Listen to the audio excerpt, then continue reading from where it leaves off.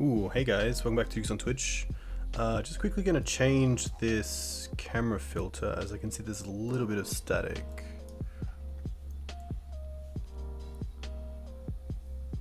Ooh. Won't be a second. That's a bit better. Maybe the light and brightness.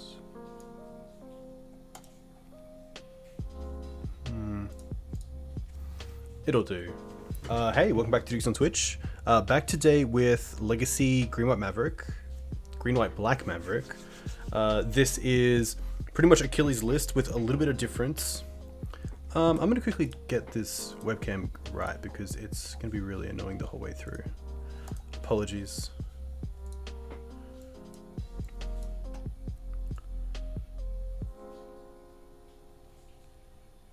Like that.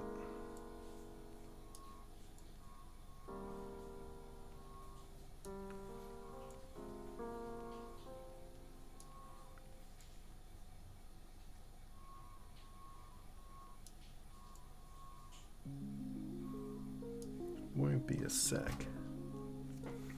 It's always like little tweaks to the webcam can just make these massive differences, and it's really annoying if you get it incorrect. That's a bit better. Yeah.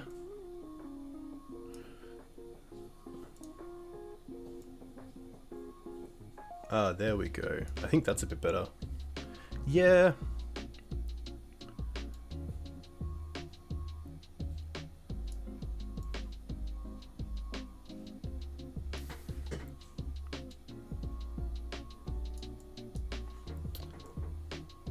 Oof. Sorry, guys. I had it all perfect and then I've just changed one thing and it's snowballed around. That might be okay. Hopefully. Yeah. We'll go with it. Yeah, back with Green Black Maverick. This is Achilles' Shell. The only change that I made was Scrib Ranger over Hex Drinker.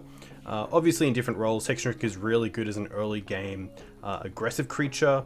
It gives you better flexibility with Green Sun Zenith and allows you to actually go for threat from X=1 instead of having to wait for night or maybe a scavenging ooze.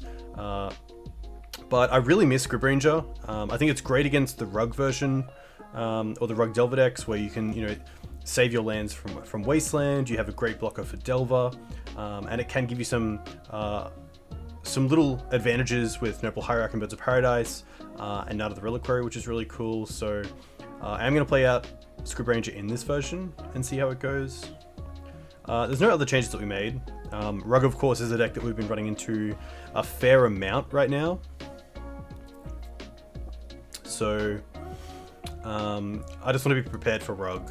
It's obviously a large share of the meta right now. And it's pretty 50-50 for Maverick. It used to be pretty well favored, especially with Knight being usually a creature that's bigger than Bolt. But of course, with cards like Dreadhorde Arcanist, where you can deal 6 to a Knight, and Oko, there's just so many more ways to deal with Knight. Obviously, we've seen an uptick in Submerge as well over the past few months in sideboards, which is a pretty brutal card because you can't really play around it, especially in this deck. A reason I say that is because there's decks like Turbo Depths where you can kind of play around it by making sure that you have no forests when you actually get out your Merit Lage, and you can do that by sacking your forests to Crop Rotation or Elvish Spirit Guide. So there's a few ways to do that, but with Maverick you usually have a forest out, and you don't really want to be sacking it to maybe a Knight or some other effect. You don't want to be wastelanding yourselves just to you don't want to wasteland yourself just to play around Submerged. So, yeah, it should be cool. It's usually a pretty good grind. Rug also has a really good way of wastelanding us out of the game, which is pretty brutal, especially when I like to think that Maverick's probably one of the better wasteland decks in the format. But Rug, of course, right now just really utilizes the power of wasteland really well. Thoughtseize I do like on paper, but at last league we did get hurt pretty bad by Snap Veil. with 2 of our Thoughtseize, which is pretty rough, but I do like the flexibility of it over something like Deafening Silence. You can bring it in against some of the Stoneblade decks, the Snow decks, even some of the mid-range mirrors I really like it in, which you'd probably put into Control if you're going to archetype it. But yeah, Thoughtseize has been really good, and even though that is the blowout of Veil, it doesn't happen too often, so I'm okay to keep it in for now. Kai Ghost Assassin is a card that Achilles kind of brought back to popularity. It's a pretty cool effect. It can exile itself to reset the counters on it. You can flicker something like Knight of Autumn to get an extra ETB effect. You can flicker Plague Engineer to name another creature. There's a few cool things you can do with Kaya, so pretty cool to see that. And I do like the -2 of just discard and card draw, because she does replace herself straight away, which is nice. Let's take this into a league and see how it goes. We're still playing this. We are playing just a Legacy League. Nice.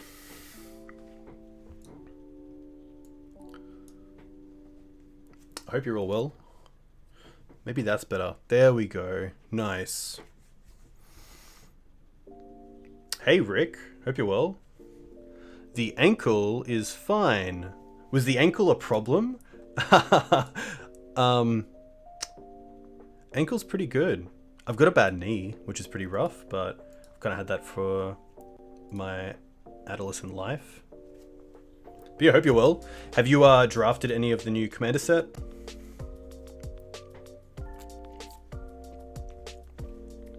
Big shout out to MTG Mate for the stubby cooler, keeping my beer cold, which is really nice. MTG Mate is a Australian online card seller. They have a great bunch of singles, some really good rates, especially for their buy list. You can get back 25% in store credit if you actually buy a list of credit, which is really cool. Hashtag MTGMate. You can also use code DOOGS, which gets you 5% off all your singles, which is pretty cool. It helps out the channel, which is really nice.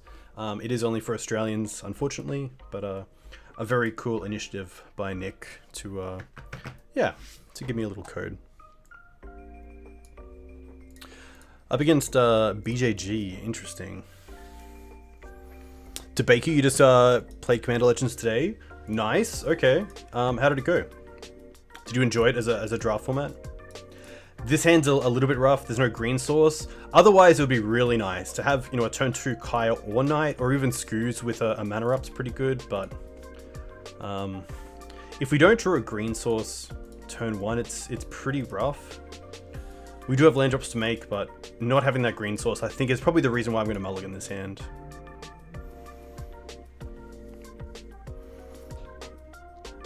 Oh, it's your first time playing a non... I didn't realize that it was a 4-person... Interesting. Yeah, I didn't realize that it was a 4-person draft, like an actual Commander game. I'm going to keep this. And I think it's just the second swords that I put back. The ones and the green suns are kind of our land 2 and 3, so we can green suns for 1 on turn 1 for Dried Arbor, and then once for the other one. So I think this is pretty good. It does look really fun. There's some cool reprints in there as well, and a mana drains in there, which is pretty nice for all the Australian Highlander players out there. Ponder.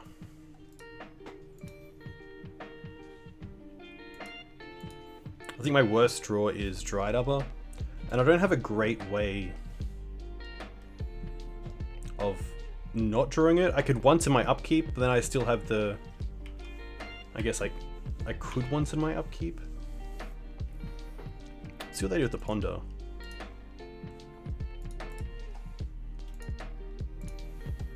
Chose not to shuffle. Interesting. Blue is pretty interesting. Blue giving access to Oko is really nice because you're a lot faster than the other decks playing Oko. We usually have a pretty nice way to actually get them out. This is interesting because now I can take Noble Hierarch as my turn 1 accelerant and keep the green suns for later on. And if they don't answer the turn 1 Noble, then I have turn 2 Kaya open up if I get a Bayou off the Windswept Heath. So I'm going to go for that. I think that's a little bit better. Go get Bayou.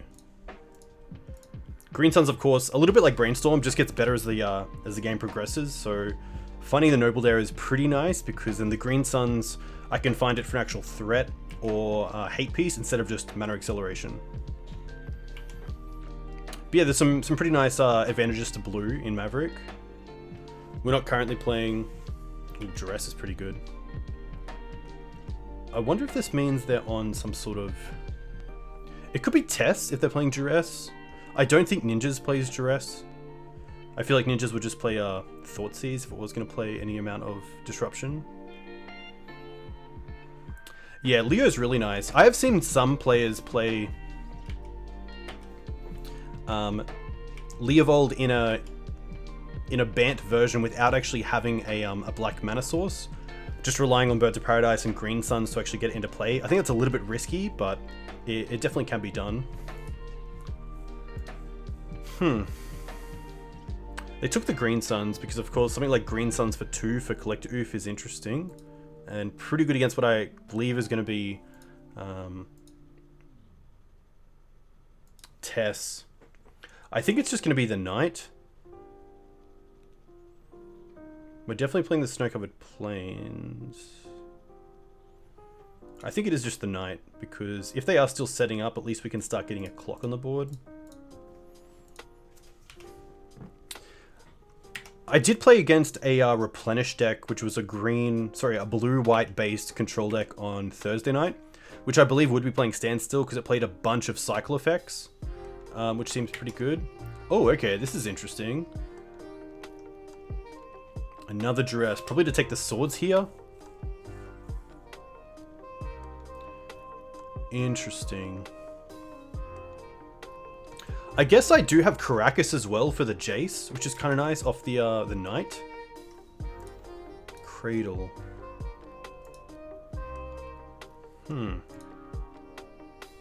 I think that's the play. I think it's just play Kaya. Exile the Ponder. I don't think the other one matters. I'm just going to take a Duress. And then I'm going to sack the Snow-Covered Plains because that pretty much does the same thing as Caracas. And just pass here. But yeah, Standstill's an interesting one. I think because a lot of Standstill decks do take a fair amount of time to win, it might be not the greatest thing to do on MTGO. Beseiju. Interesting. That's a Wasteland target, which is nice. I'm not sure what this deck is. I feel like there has been talk of a blue-black control deck online, but I just was never sure what it actually was. Catacombs is not the draw that I'm after. Definitely hitting this. There is a world where I can just 2-hit them with the Knight.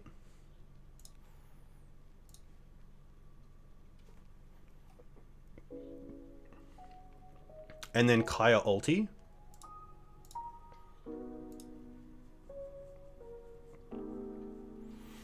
What do I want to do? I think we just attack for 7, and then we can pretty much get them with Kaya, which is kind of nice. So I will fetch here just for the sake of fetching. Just to make this Knight a little bit bigger. I'll get a Savannah.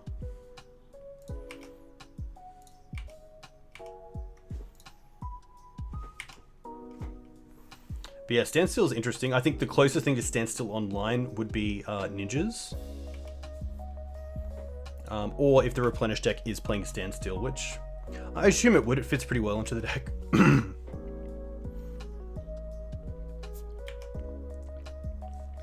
Just Jace again, wow. So if I could find a Wasteland here, I could get there. Just gonna be the old Jace. Attack for 7. Put them down to 5. They currently have 4 cards in exile, so I can put them to 1. Which would turn off fetches and also Force of Will.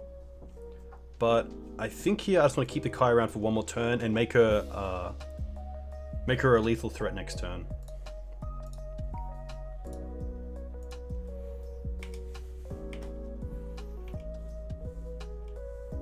Not too sure what my opponent's on. Does anyone in chat know what this deck is? Beseiju, main deck Duress, Jace Vryn's Prodigy.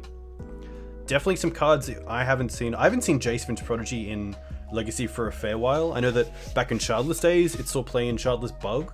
And some players have been playing around with it in a few sort of control decks. So this is a pretty interesting match. Cards that come to mind that aren't going to be great, especially seeing the basics, are cards like Plague Engineer and Excavator. Against combo, I do like the Chalices. We have Abrupt Decay to remove Jace and other threats, so I don't mind skipping down on swords as well, because Chalice is most likely going on one. And then also just Thoughtseize. Thoughtseize is always nice. I'm not sure if Collector Oof is going to be great in this matchup. I kind of like having it just as a one-off in the deck in case this is some sort of Lotus Petal deck, but to be fair as well, if all I'm really thinking of is Lotus Petal, maybe Oof isn't worth it. I don't believe this is going to be an LED deck, so I think Oof is fair enough. I might just bring in the second library because it allows me to find a lot more of my deck if I do need it. If I do need to find something like Knight of Autumn, I can hopefully use Sylvan Library to dig a little bit deeper. I could see myself dropping a Wasteland as well, just because of their mana base.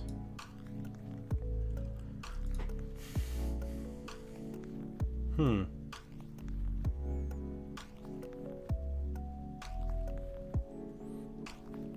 not sure if there is a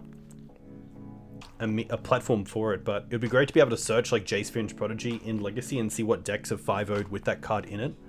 I'm assuming there is something like that. We got a minute to sort this out. Jace Vryn's Prodigy.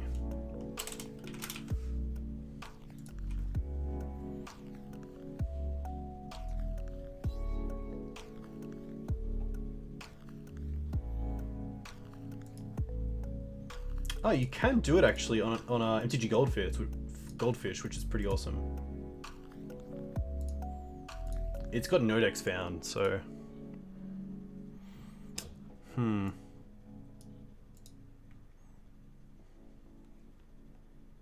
gonna bring in the Vraska. If this is some sort of control deck, then I don't mind the extra Planeswalker, and Vraska is always a nice way to deal with Jace. But this is going to be an interesting one. It's always tough sideboarding for decks that you're not too sure what they are. You can look in the mana base and think about other decks with that mana base. How will you sideboard against those? What are your weak spots and where should you try to find some benefits? I don't mind this hand. It's a turn 1 Noble, then we can turn 2 Knight or Chalice for 1, which is pretty nice. So I'm going to keep this.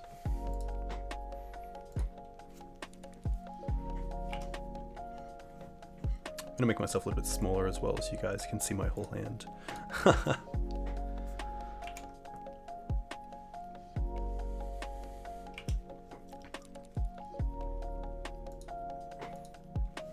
Alright, hand disruption incoming. Yeah, Thoughtseize.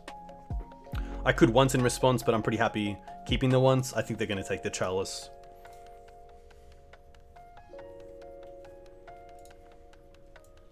So hand's still not too bad. A lot of mana for sure, which is nice. Opponent also went down to 6, which is relevant. And there goes Chalice. Decay, okay. So that's going to make me want to search out Bayou with the Windswept Heath. I'm going to once before I do anything, because I probably want to shuffle these cards back into the deck. Okay. I do like the Knight here, because it allows me to have a turn 2 threat without kind of wasting the Knight of Autumn, in case I want to hold this for a little bit longer to see if I can actually nab an artifact or enchantment. So I'm going to take the Knight. Because of the Abrupt Decay, we're going to go for a Bayou here, and then play the Noble Hierarch on turn 1.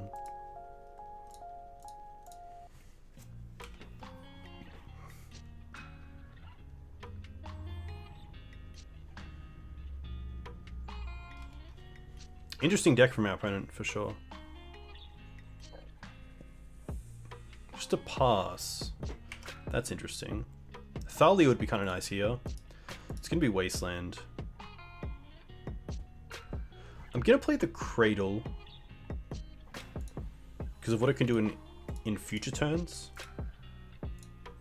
Play out the Knight here. I'm not too scared of Bolt, so I don't really need to fetch there. And if I can keep the fetch for a Sylvan Library, I'd be pretty happy.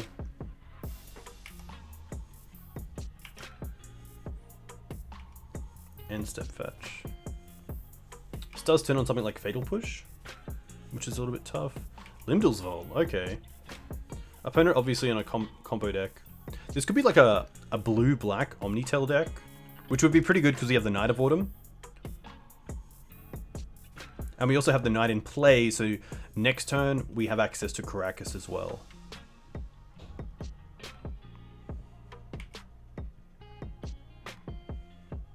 Interesting.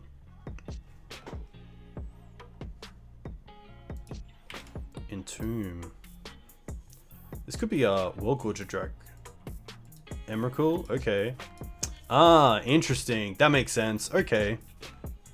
Yeah, this is gonna be like a Tinfin's deck. Rough. Well, that's gonna be pretty good, but it's definitely not game over yet, which is nice. Opponent only has one card in hand.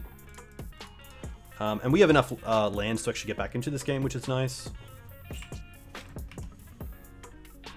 A mana accelerant here would be pretty nice, and it actually is a mana accelerant, which is pretty lucky for us. Let's go for a Bayou to turn on this Abrupt Decay if we need it. Play Noble and pass.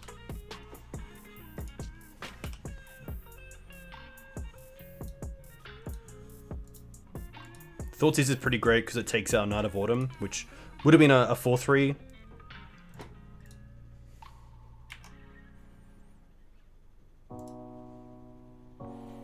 I'm going to play the Wasteland because they don't know what this is, but it might cause them to Thoughtseize again when they might not want to.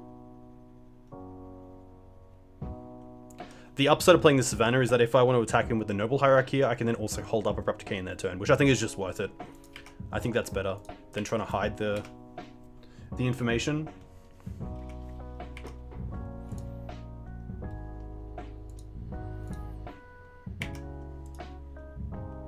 Alright, we put in Wasteland. They put in Emrakul. That's pretty good.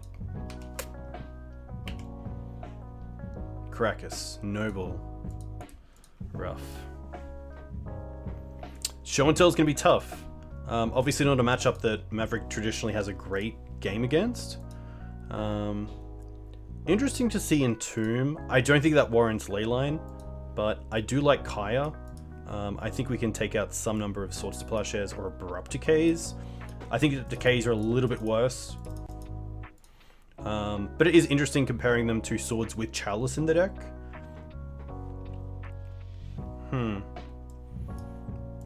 Maybe it's just a 2-2 split that we keep.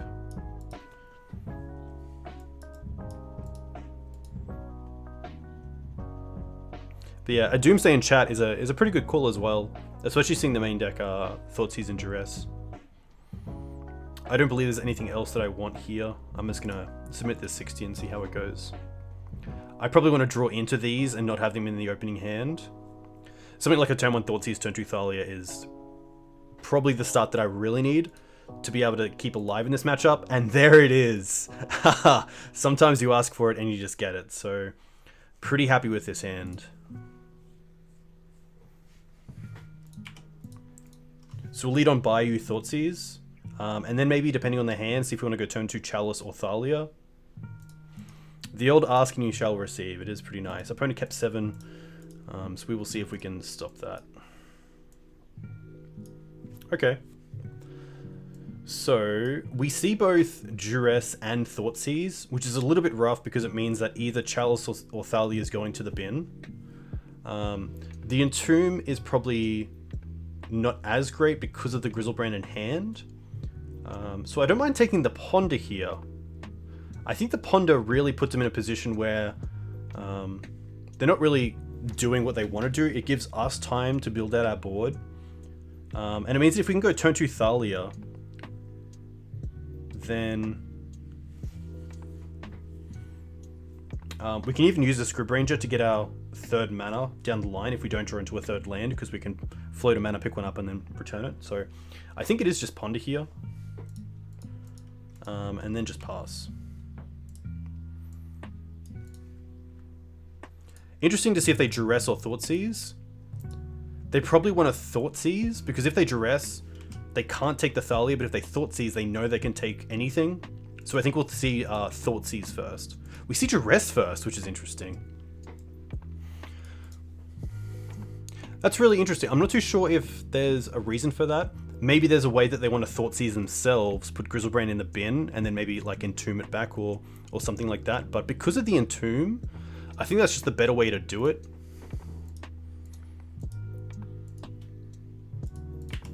We'll see how this goes. Caracas. Okay, that's pretty nice. I'm going to hide that for a little while. I'm not going to play it out too early on.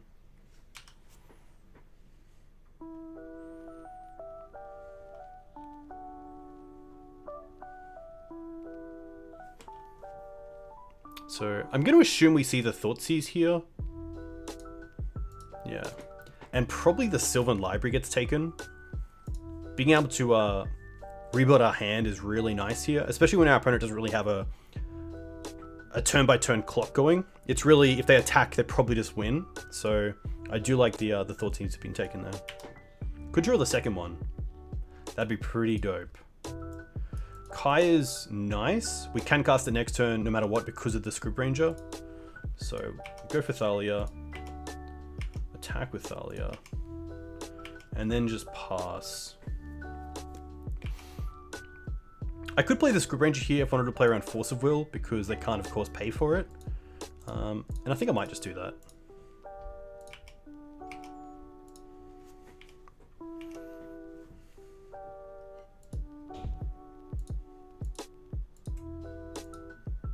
They hit a third land, which is pretty huge. Windswept. Okay. Let's attack first.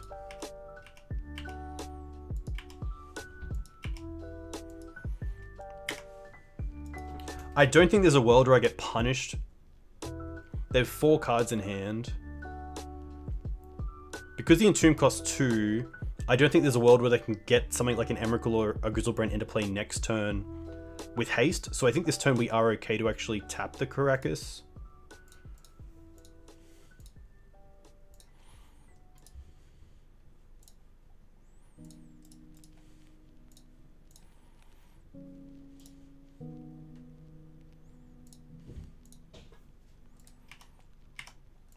Nothing from them there is pretty huge.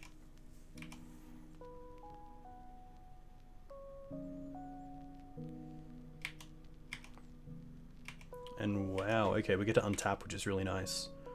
A threat here would be great, and Knight is very nice.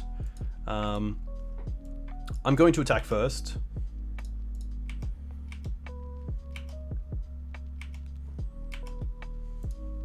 Now, I am going to play the fetch. And fetch.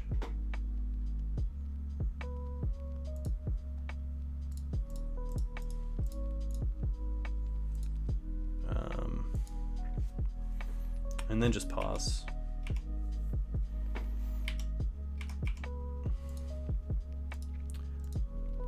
Ah, I didn't use Kaya. I should have used Kaya. That's a big mistake. Back to basics is actually fine, and I think we just win here because we can wasteland ourselves and then use Knight. 2, 3, pretty close. Maybe the deciding factor was not ticking up the Kaya there, which is pretty interesting. Chalice, okay. Exile that. So let's go sack this. What if I get a wasteland? Hey Scoop in response, welcome. If I get a wasteland, it's close.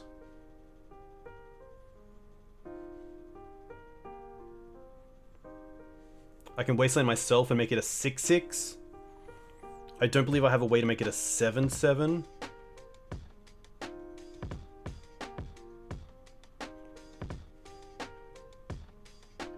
Maybe there's a world where putting them to 1 is just enough.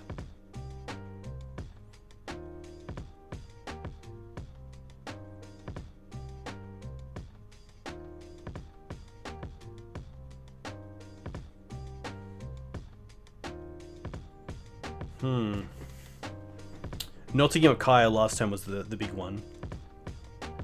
I didn't do it before I cast the Knight because I thought if they want to force it, then at least I can just snag the force as well with the Kaya.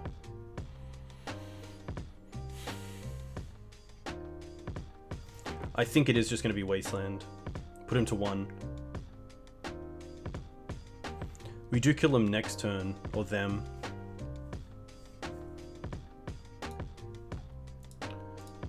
So we can untap Knight, return this.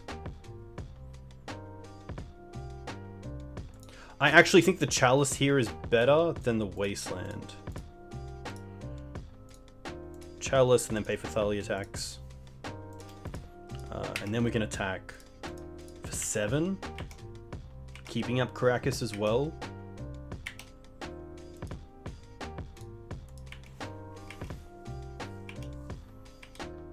Turns off the Entomb, which is nice.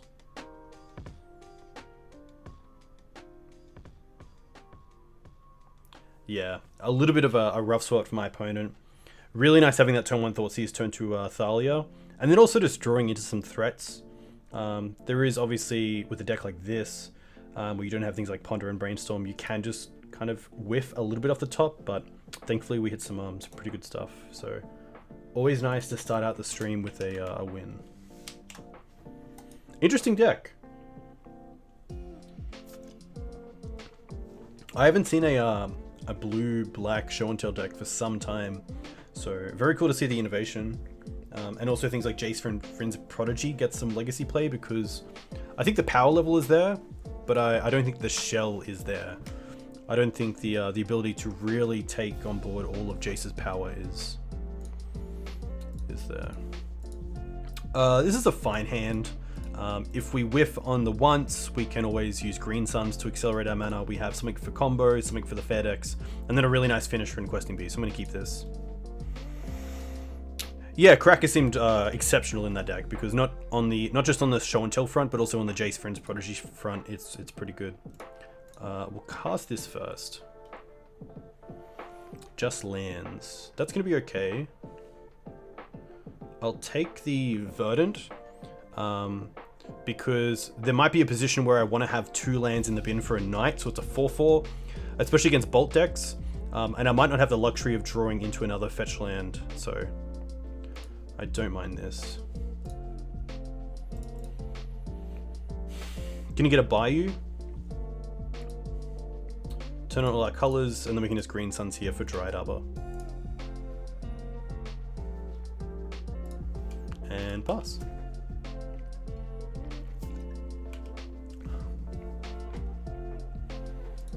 Caracas. Vial. Okay, I was going to say, if this is D&T, at least we can take out the Vial here with the Abrupt Decay.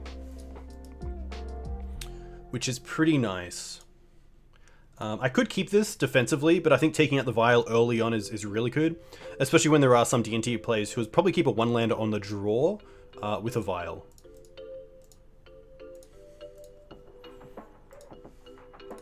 Caracas, though, really nice against our Questing Beast and Thalia, which is pretty rough. So hopefully we can find a Wasteland for that.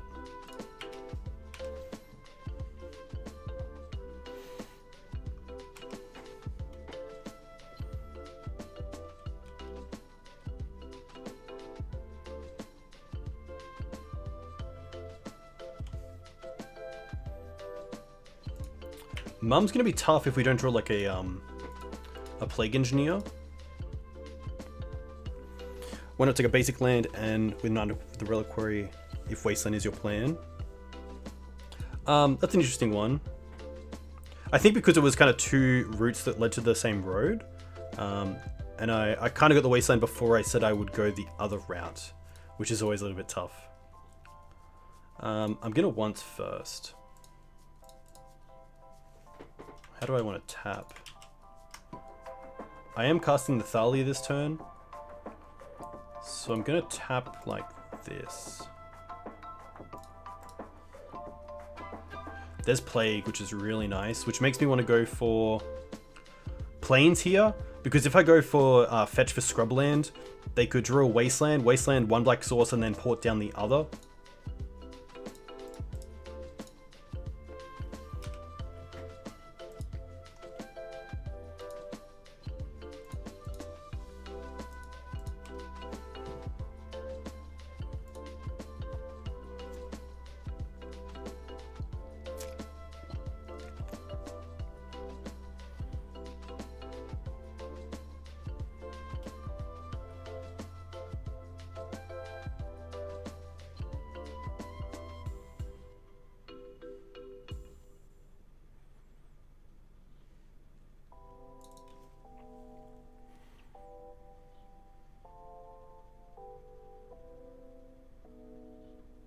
Opponent with another Vial is really strong, especially against Maverick.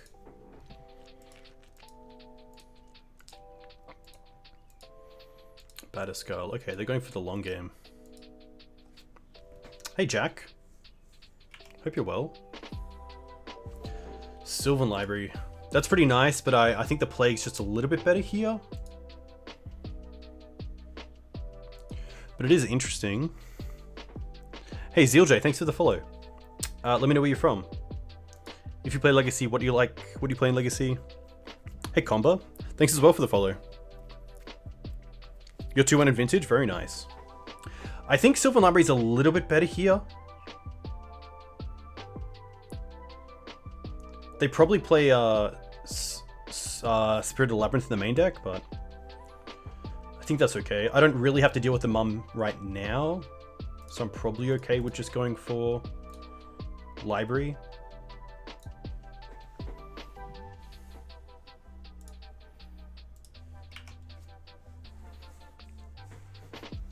Hey Cabs, thanks for the follow. Let me know where you're from. If you play Legacy, what do you play in Legacy? Sorry, that's the beer.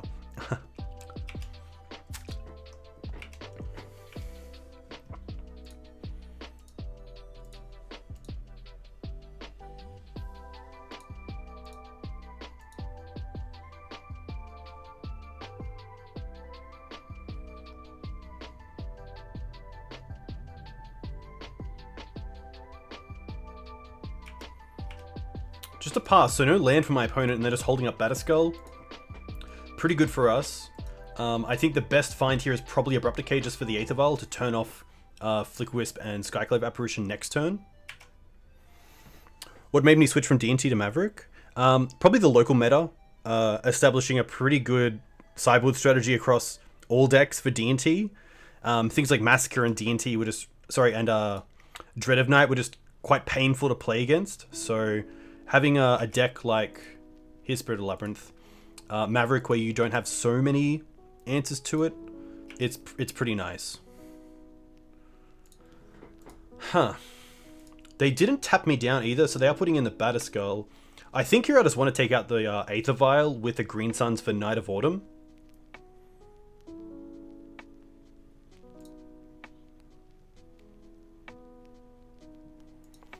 It's the Vial that I'm really scared of.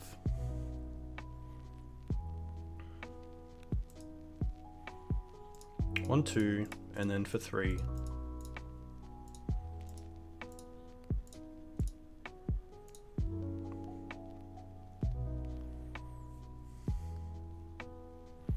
Night of Autumn. I could go for Collector Oof, but unless they have Jide here and then put in Jide, I'm okay with taking care of the Vial. It also means they can't have like Swords to Plowshares. Oof is nice, but without Mother of Runes in deck, it's a lot more fragile to have on the board as kind of an answer. Okay. I could have also dealt with the Spirit of the Labyrinth, which is interesting. You played more Storm in Modern. Is Storm in Modern just a blue-red deck? Is there any reason to splash, or is blue-red just the kind of best version of Storm in Modern?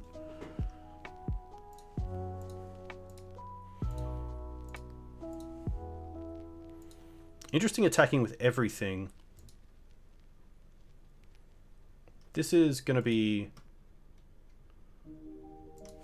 fine.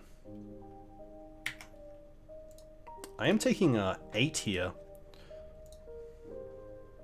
Storm is blue-red. Yeah, okay.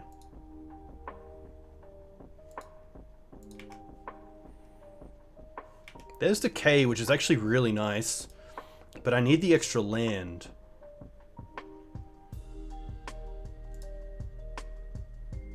So let's tap like this and then hold up Decay in case they want to Thalia us.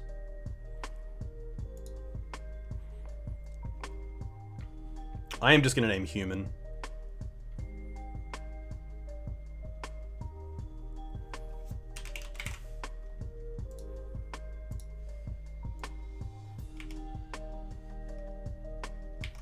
Because the Mum is gone, maybe they will take care of the Thalia here, which would be great for us because it turns on the Abrupt Decay. Swords on the Plague Engineer, okay. I guess we can still just throw the Thalia in front of the Batterskull, and then Abrupt Decay the Spirit in our end step, which is kind of nice.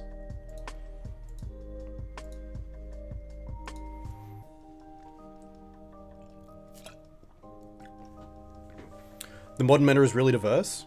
Yeah, we play, I play a few times on Fridays at a Friday F&M locally.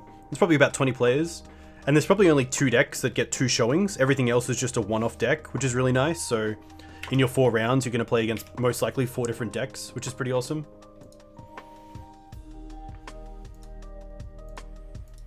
Interesting attack. If they're attacking like this, surely they want to bounce the Thalia first, instead of letting us block and then bouncing.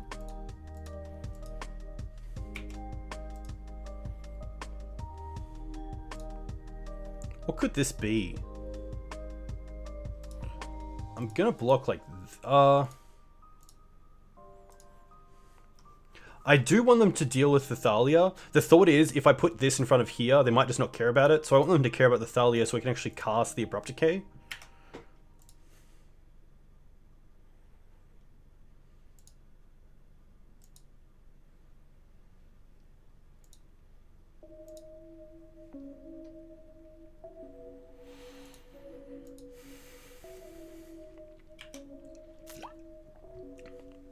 This is fine.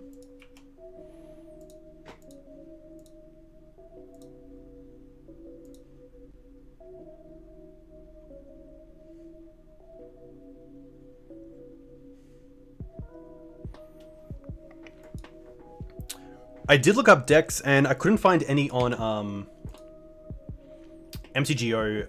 On Goldfish there was none.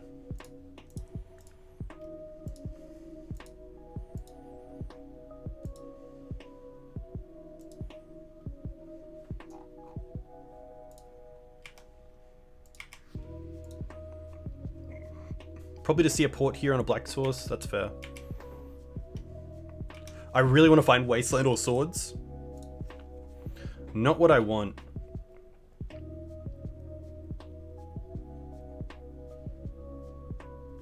I kind of have to dig though, so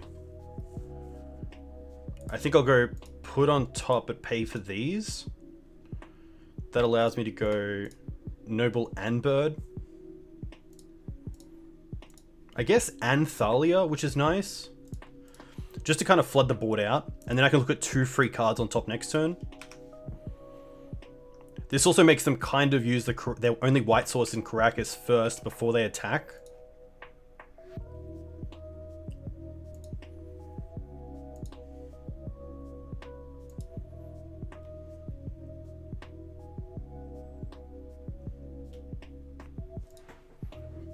Karakas first.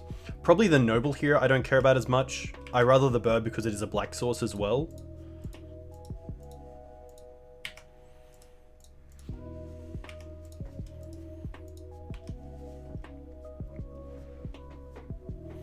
And no source backup, so Forest on top and then 2 fresh. What do we see? Come on, removal spell. Okay. Put on top, and then just shuffle.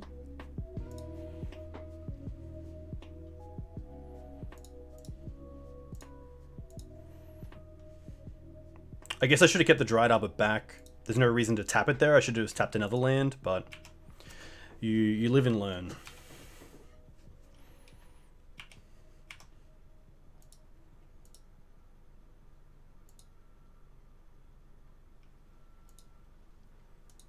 There is another white source, so now they have access to a few things. I guess they could just have like swords here, and that's a reason not to use the Dried Arbor. Yeah, that's a huge misplay.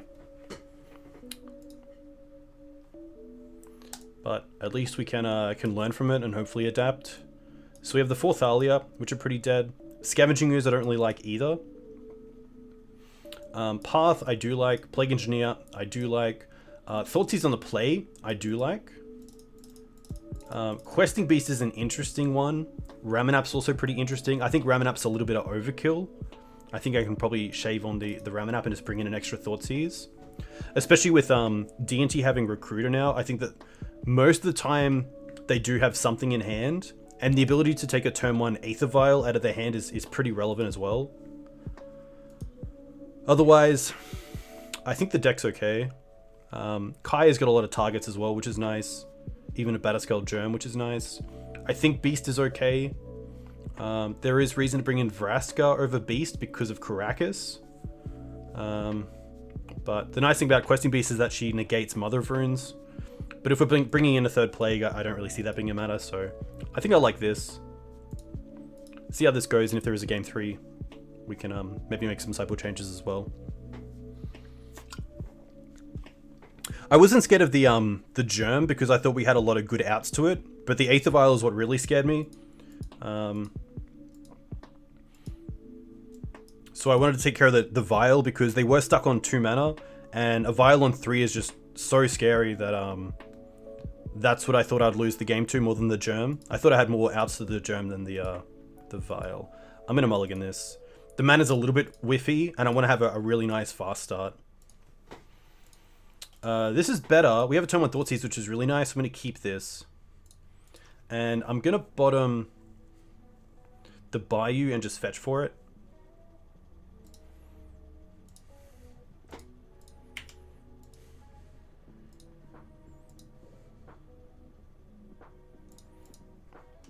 The second Decay on the Spirit, because I thought I could find an answer through the, I could either find an answer or another reliquary through the library, which I just thought I had a lot more time, but I obviously didn't.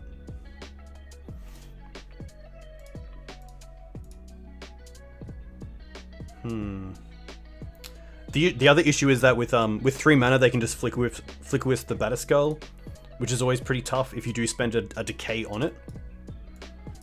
The old 1-lander, Path, Sword, Stoneforge, Stoneforge.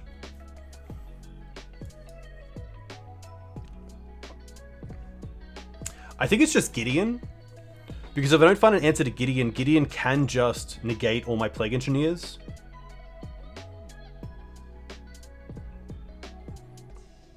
Yeah. And at least I know about the Cataclysm.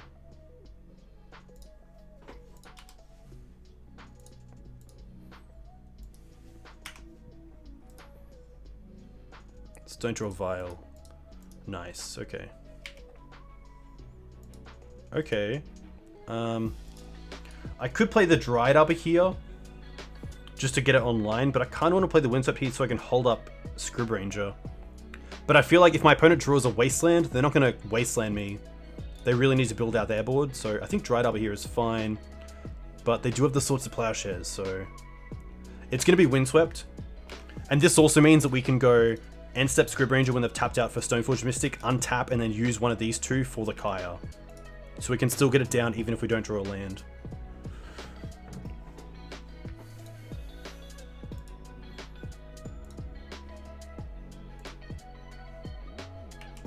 Interesting.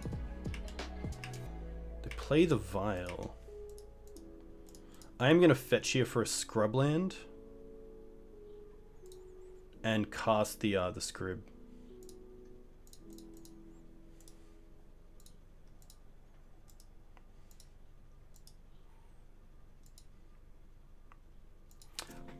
There is a world where it doesn't get swords. It's not really that big of an issue for my opponent. You might want to keep the swords for something else, but they're just going to use it willy-nilly, so... If we can draw a land here, that's pretty big. Draw Plague.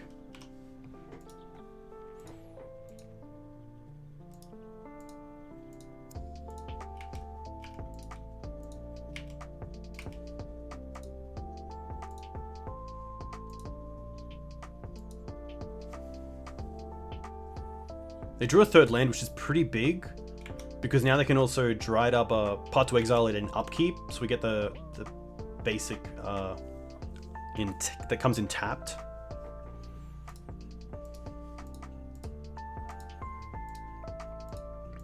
They get Batterskull, okay.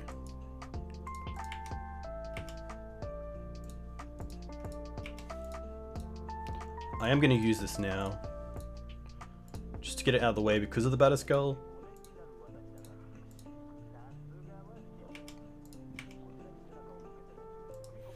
Wow, they didn't use Path. Interesting.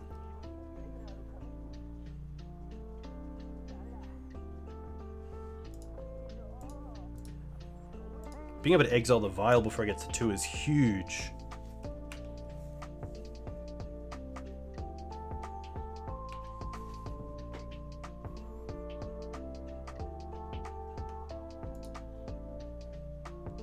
We had a pretty reactive start, and it's definitely not the start that I want as a Maverick player. I would probably rather draw into it slowly.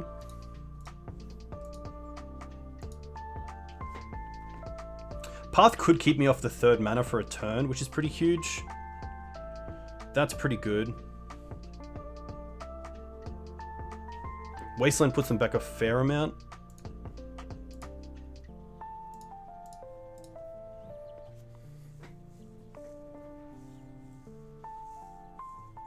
I could pick the basic, but it comes in tapped. It's also 1 less land I can draw into to play out a 3-drop. But yeah, I think Skyclave is really good for Maverick, especially when it... or for D&T against Maverick. Let's just go for Plague. I'm going to preemptively just name Human.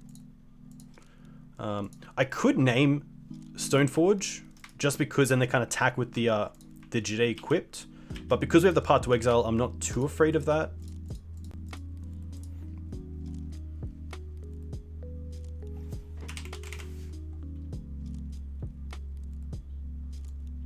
But it's interesting, because we have the Kaya, I'm not too scared of Mother of Runes either. So maybe I want to do something like Elemental, because Flicker Wisp is actually a card that I'm probably most scared of.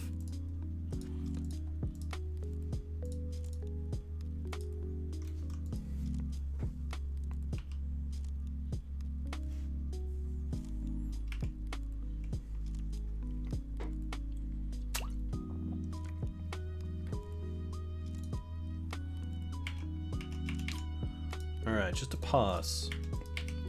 This is actually pretty big because we can swords the Stoneforge.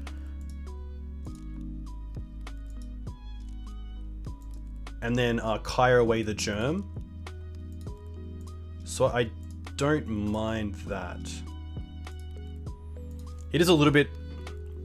There is a downside. We do give them access to a 3rd mana, which they didn't have.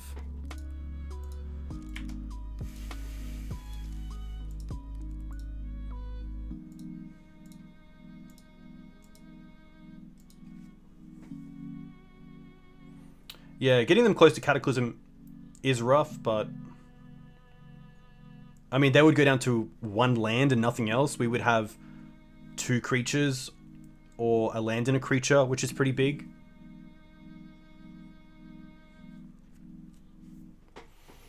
They put in a sword. That's interesting.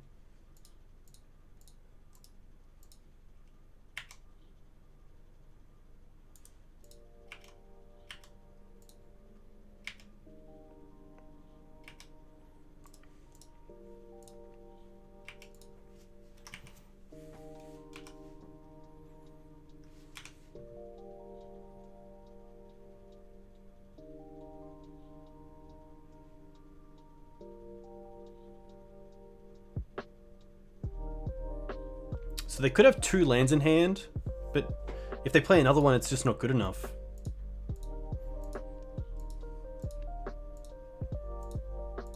They don't have land equip either, which is pretty big. I'm going to keep the Verdant just because of Cataclysm.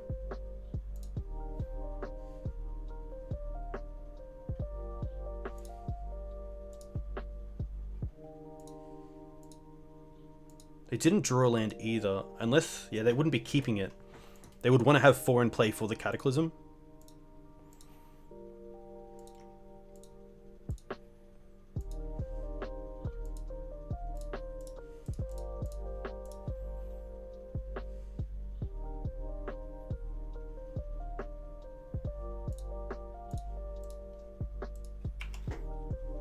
If they have land and then they have Jide online, that's pretty rough, but I think I'm okay playing around that for now and just attacking with the Plague Engineer, having the Knight back.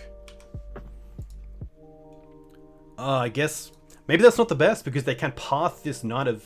Oh, they're going to path that. That's interesting. They could have pathed the knight and then got in if they drew a land with the Jide.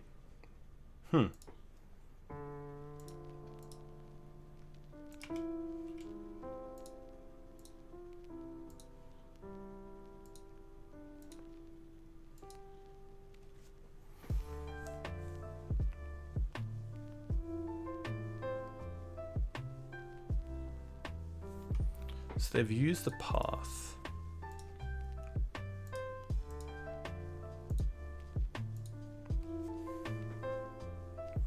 I guess at this point the Cataclysm actually is pretty powerful.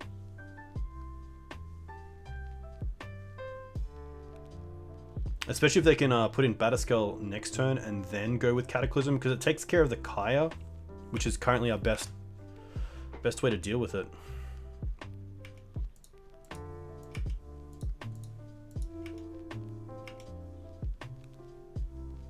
Canopy. I am going to draw a card here. So if I can draw Thoughtseize, I'll be very happy. Green Suns. That's pretty interesting.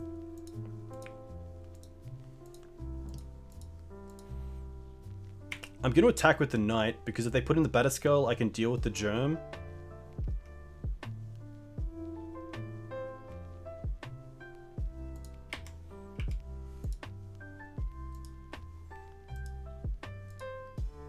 So if they put in Batterskull, they don't.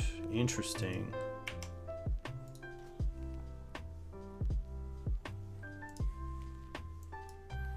Scrib's gone. I could green for Oof. It doesn't do a whole lot against the Batterskull, but it does turn off the Jide, which might just be enough.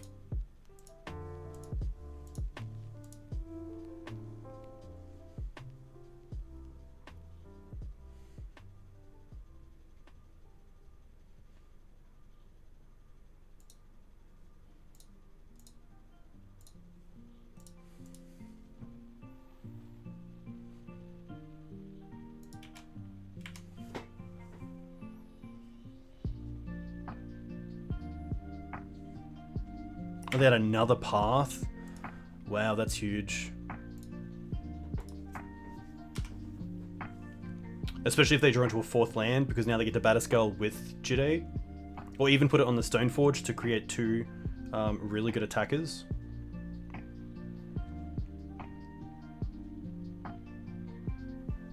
Maybe this goes all the way back to not naming Stoneforge with Plague Engineer, but I guess they had the removal for it. They also put in Jide instead of the Batterskull. That's really interesting.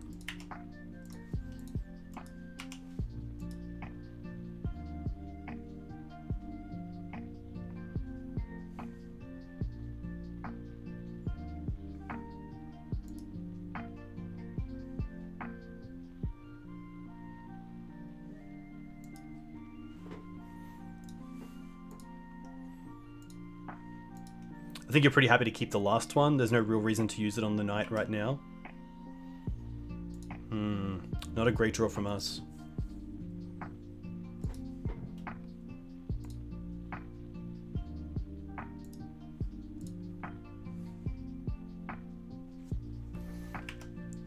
I don't know the vintage format that well, and I don't really want to throw money towards that.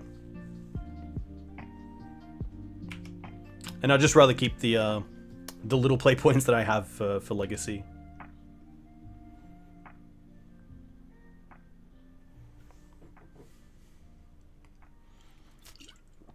I guess they could Cataclysm now and just keep the Stoneforge around.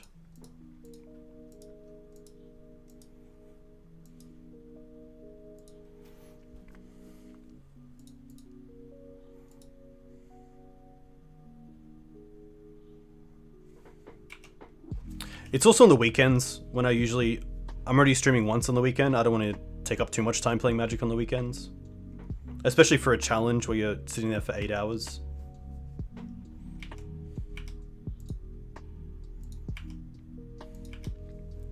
Rough.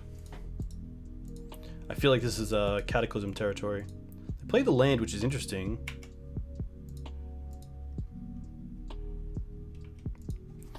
Salty McTaylor, it is very warm. Luckily, I do have air conditioning, but it only goes so far.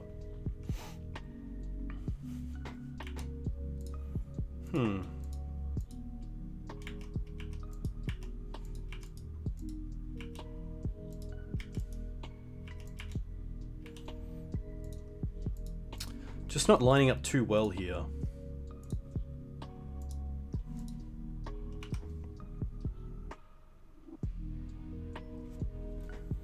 Now we'll pass. The path can keep the Stoneforge off for a little bit, but the Jide is only going to be on the Flicker Wisp after, which is pretty tough.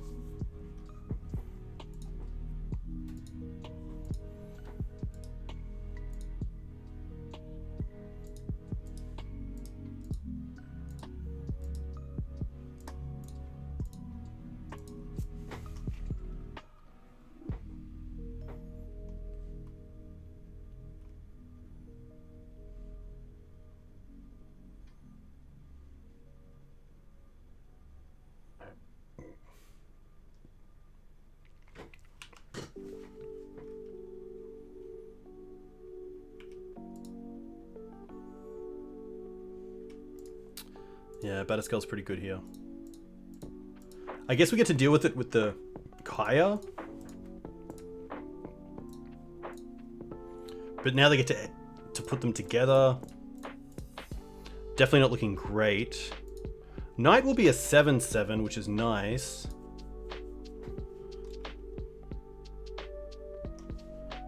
I'm just going to pass and keep these cards in hand.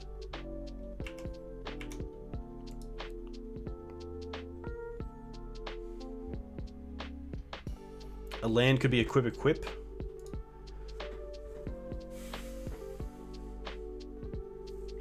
D&T having flyers is definitely a big plus for the Death and Taxes player. I think the Black Splash probably has the best ways to answer Death and Taxes. Having Abrupt Decay, Plague Engineer, Thoughtseize is okay. But you have some really good haymaker cards. Kai is not too bad. Taking care of Mother, Germ, and Aether Vial, which can be pretty problematic in the late game. But yeah, sometimes the draws without Sylvan Library can be pretty huge. The deck's kind of playing the main deck. Spirit of Labyrinth now, which is pretty tough because it does answer Sylvan Library pretty well, which in the past, I think that Sylvan Library's probably been one of the better cards against Death and Taxes. It's a little bit harder to maneuver hate towards outside of Spirit of the Labyrinth.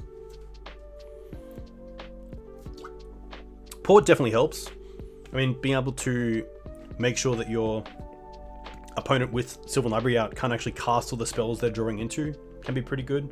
So having a nice Port and Wasteland strategy can be pretty good against Sylvan Library.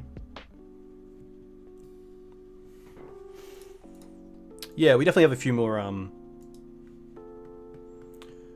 more non-creature spells, but hey Donut, welcome.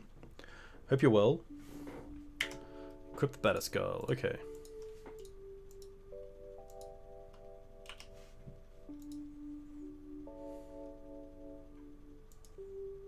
No land for my opponent is interesting. Two-tone clock. I guess I can gain some life, but Green Suns. Okay. Doesn't do a whole lot. I can take care of the mum.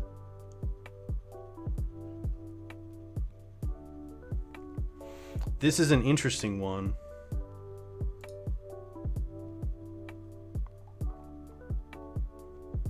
Maybe it's just Scavenging Ooze, because that buys me a turn and I can deal with the Mother of Runes. We've already used Horizon Canopy, so I can't draw an extra card. Questing Beast doesn't do a whole lot here. We've already used Knight of Autumn, and Collector Oof is exiled.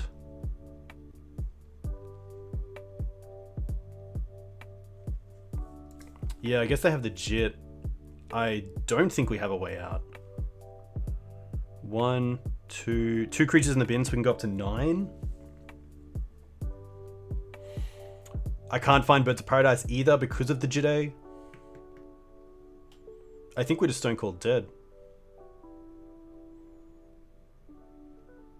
I can go to 10. I can gain 2 off the Jit. Sorry, 2 off the Kaya. Yeah, I think unfortunately that's just a position where I don't have anything. So, GG opponent.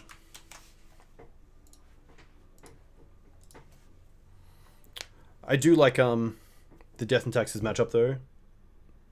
It's very back and forth, which is nice. But Cataclysm's a very scary card, especially even if it's just in their hand. Not wanting to put too many resources on the table can be pretty tough.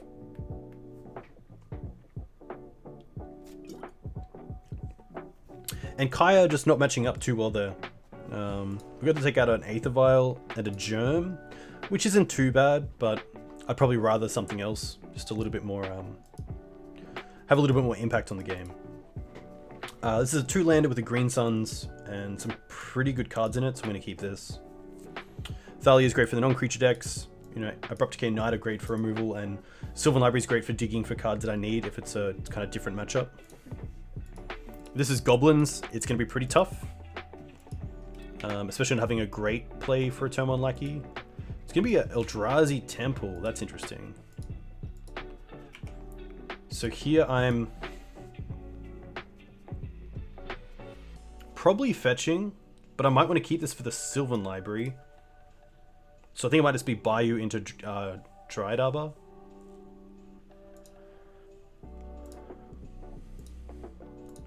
It's nice, because if it is a turn 2 Thought Knot, we do have the Knight of Autumn as a 4/3, if I really need it.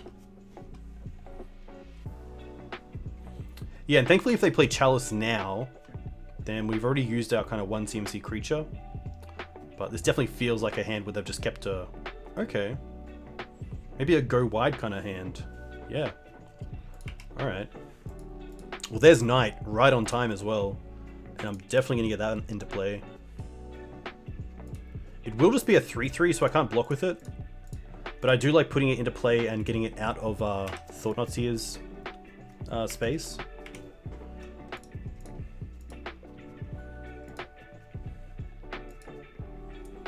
Interesting. Okay, this is going to be most likely a version with Golos.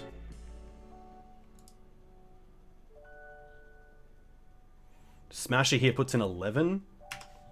I don't think I'm winning the game if I'm just blocking with the Knight here and chumping, so I'm going to take this all.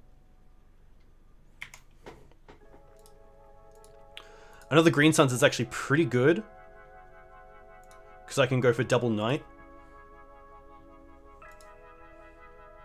I think that's better than anything else. I could also Decay and Thalia. Maybe Decay Thalia is better, but if I get Knight out here, I can also make them 6/6s, which is pretty good.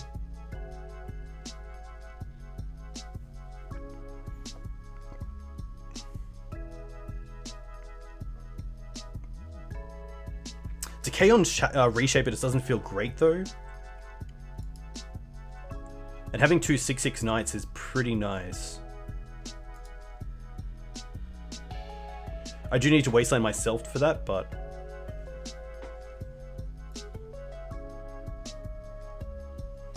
I can make them 6/6s, so I can sack a land to its ability, which makes it a 4/4, and then the best thing I can do is get a Wasteland to Wasteland myself, which puts 3 lands into the bin. So I think that's okay. And then the following turn I can still double spell. But if I got Thought Knotted, I think I'd feel pretty bad if the Green Sun got taken.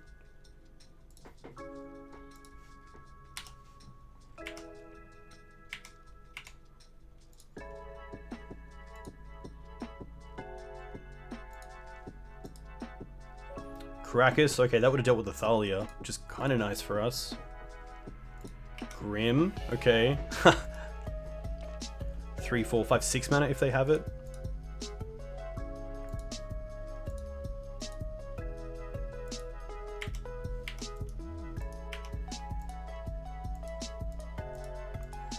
Alright.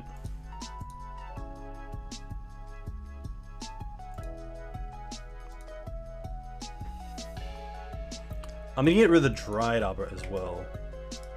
So we'll go block and block. And then before damage, sack the Dried Arbor, just because it's probably open to a little bit more removal. Something like a Mattery Walking Blister. Sack this. Get Wasteland, and probably just take care of the Horizon Canopy. It does draw a card down the line, but I think the damage that it actually deals is pretty relevant. I'd rather just have the 2 jewels that don't ping me.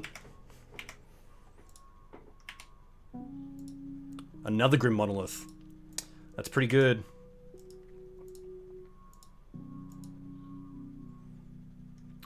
They have 9 mana if they want it.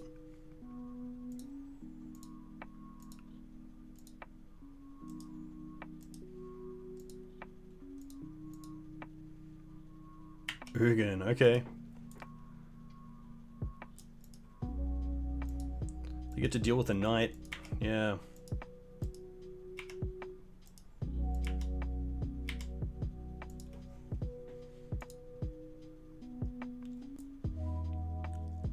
I kind of have to attack the Ugin and then just knock the top of my deck.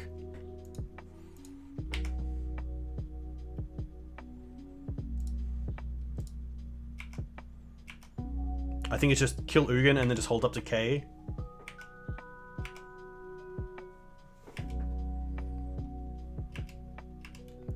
One card in hand.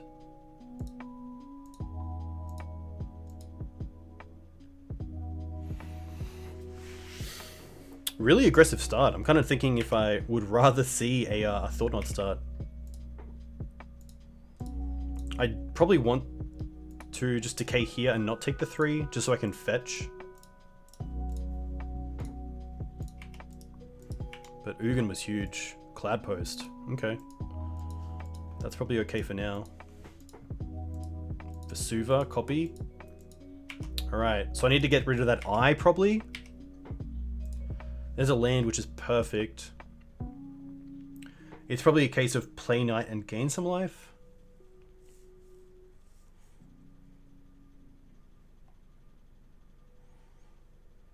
I could also take out a Grim. But I do want to have a blocker. If I play the knight and gain life, I don't die to Reality Smasher. They don't currently have access to eyeing, which is nice.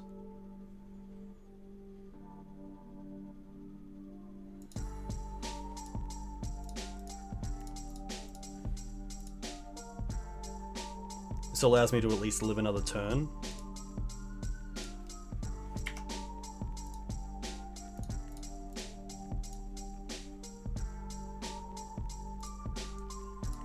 And get pretty close to a 2-turn clock as well, which is nice.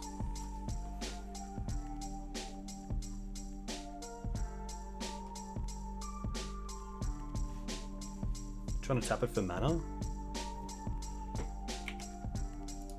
Alright.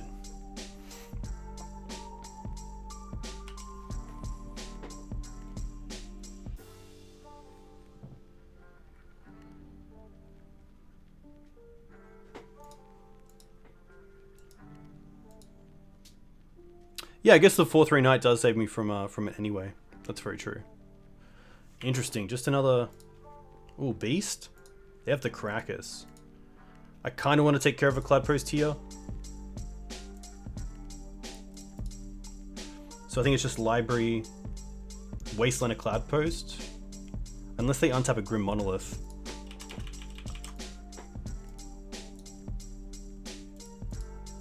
Maybe it's a case of holding up Abrupt Decay so they can't untap both Grims.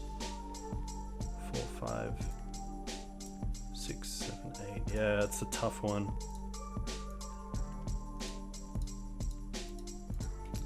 I believe they do run Goalless. I think we can attack with the Knight of Autumn and then just hold up Wasteland and Abrupt Decay.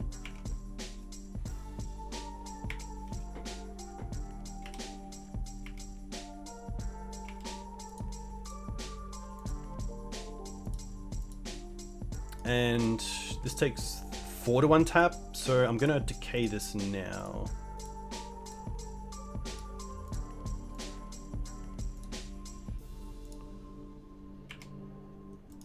And probably hit as well now on a Cloud Post.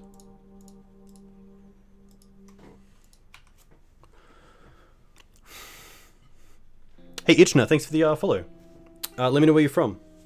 If you play Legacy, what you play in Legacy. Khan, okay. Khan's not the worst. Probably get Ensnaring Bridge. Bridge is pretty scary. I guess Bridge actually is a pretty bad spot for them as well. Maybe they go for like Tormund's Crypt?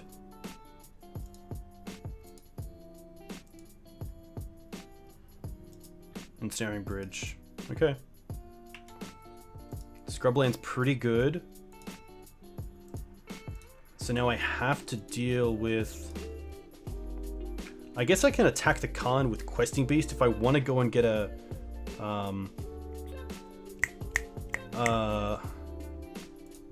Cradle? 1, 2, 3, 4. I could also Wasteland them and play Thalia to keep them off mana for Ensnaring Bridge, which is pretty good. Hey Scorpion Green.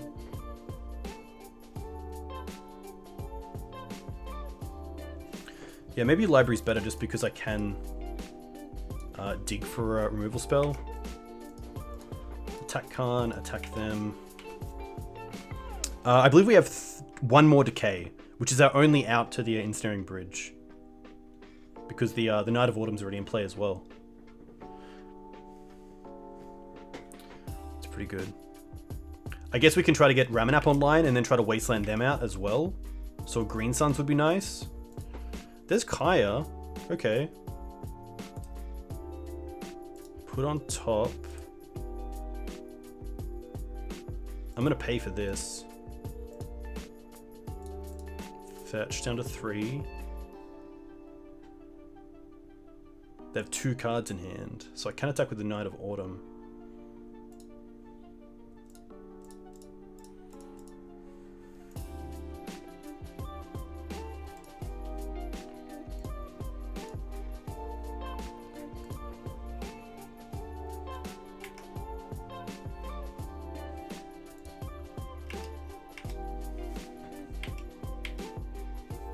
We can Wasteland 2, which is nice, and I think I'll take out the Post. Maybe it's a case of taking out the Temple. Savannah and Scrubland are very close to being identical. That is correct. I could also take out the Caracas. I think I'm more scared of... Yeah, I think it's the Caracas that I take out. Because I want to get these down. Because there is a time where I want to get my opponent in a position where they can't actually cast their spells.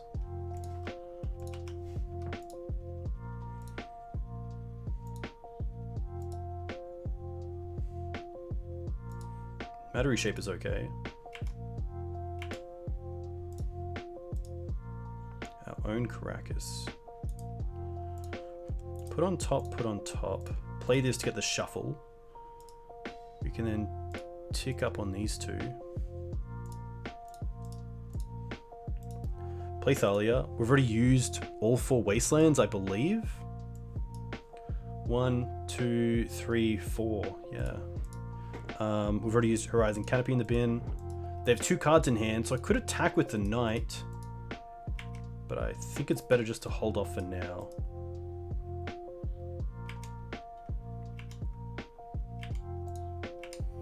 I'd rather not give them the card. I'm probably more happy for them to have Matter Reshaper than actually having a card.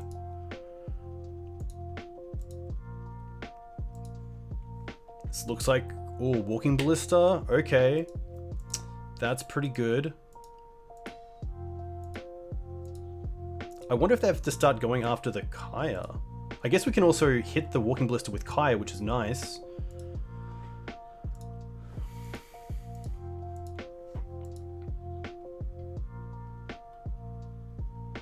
I do want to shuffle as well.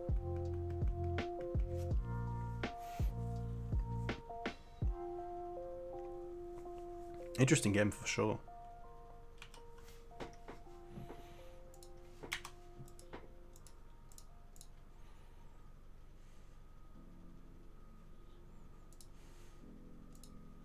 I don't think I want to grow the Knight. I guess I could go for Cradle.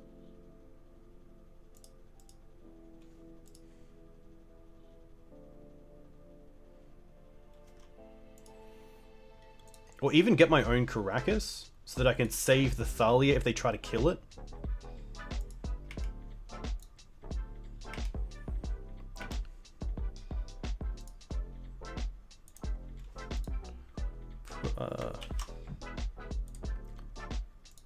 Put on top. What do I want here?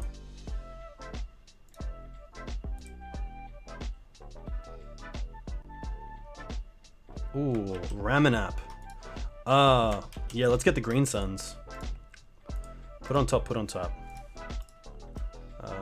Let's hit Walking Blister.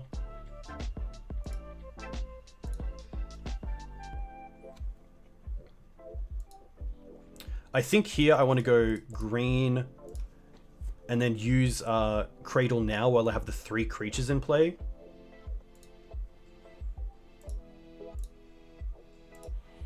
Now I can see if I can return Thalia, and if not, they can kill it again.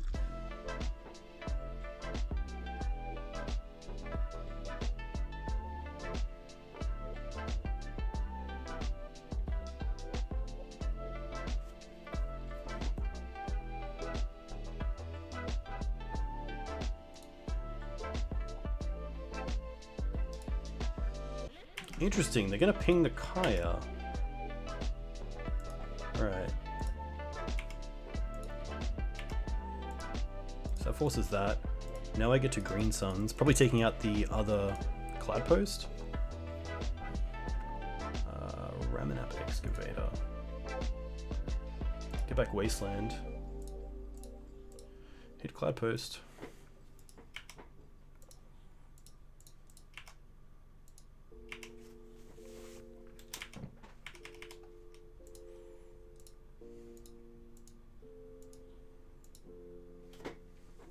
Ramanap block is really nice.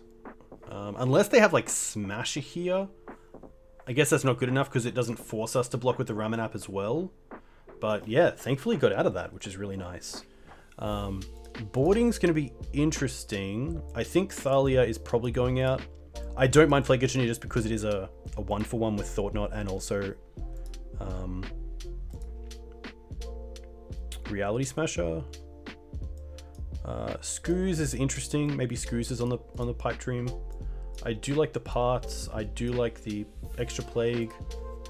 I probably don't mind the Vraska and the Kaya. Kaya being able to flicker the Night of Autumn is very relevant in this matchup. That might be it. That all seems pretty good.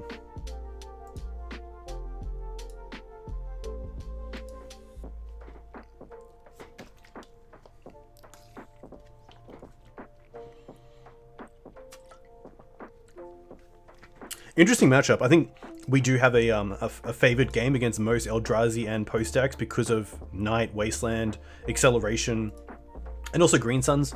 A lot of our targets are really good, so we have 5 copies of Night of Autumn and 5 copies of Collector Oof and 5 copies of Ramanap. So generally speaking, I think we have a pretty good time against Eldrazi decks, but it can be those fast starts where they go sort of turn 1 Chalice into turn 2 Thought-Knot into turn 3 Smasher, which does seem like a bit of a pipe dream for Eldrazi, but it is a very consistent way of winning the game for the deck. So thankfully you don't have to overboard.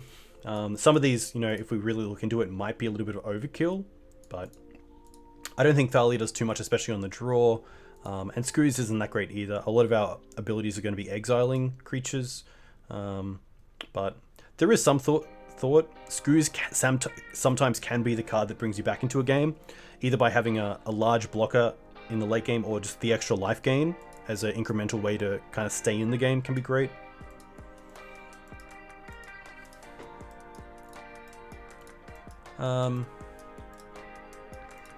Interesting hand. I probably don't mind it but the issue is that the once probably has to find a Wasteland for this hand to be good. I do get to keep up a Swords in response to a turn 2 Thought-Knots here, which is nice. I'm going to see how it plays out. I think this is probably a little bit too fair, but I'll keep it. Even if the ones could find a Noble Hierarch or a bird, I'll be pretty happy. I think what I really want to see is a Cloud Post tapped kind of start from my opponent.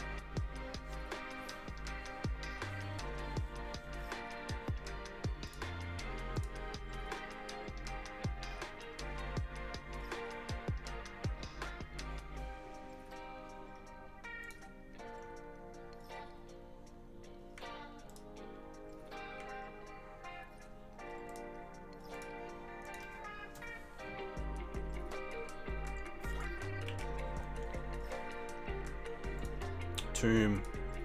Spyglass. Okay, so Spyglass here on Verdant Catacombs is actually pretty interesting. We'll see what they do.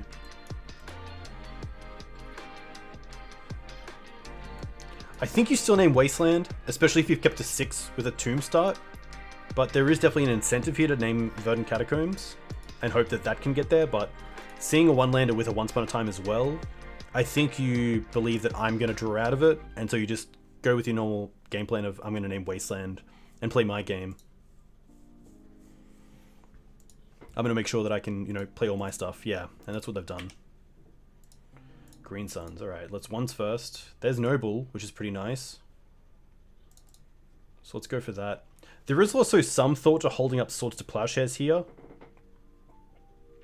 But I think just progressing is so much better because if I can draw into a Knight next turn, then I can cast it as well.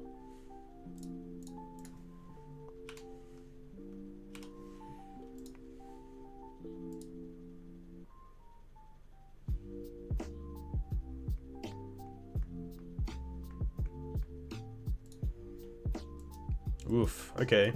Maybe Smasher here? Ballista for 2. Ballista's pretty good, yeah. Alright.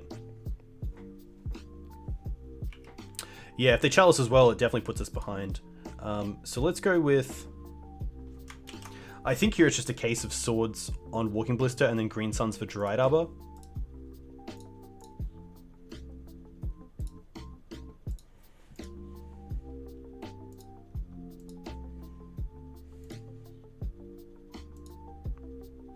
They probably want to ping us. Oh, they're getting to life. That's interesting. I guess it does put them back to an odd number, which means that Ancient Tomb isn't going to kill them directly.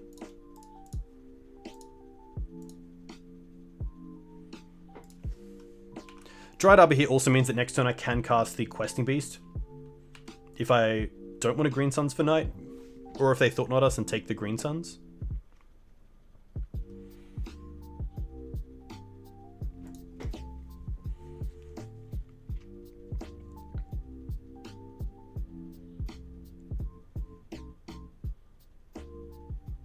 I think you have to take the Green Suns because next turn Knight is a 5/5, which is just better than the Questing Beast.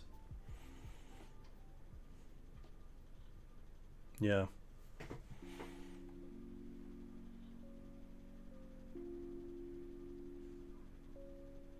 Now I can just draw the Knight naturally. No. Yeah, let's play this and then just start beating down. If they don't block, I'm then racing them for 6 a turn because of the Ancient Tomb. And then next turn I can double spell even if I draw a 3-drop, which is nice. They're going to trade it, which is nice for us.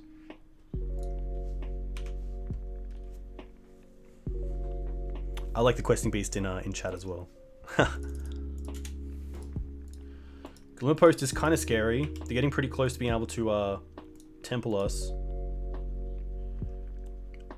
I think here the play is just double spell. Sylvan Library and then Plague Engineer, name Eldrazi.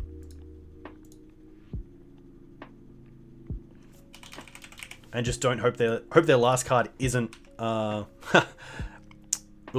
because they can untap Grim here.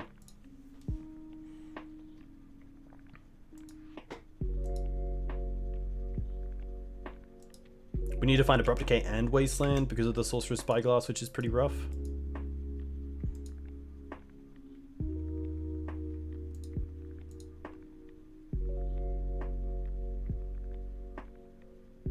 2, 3, 4.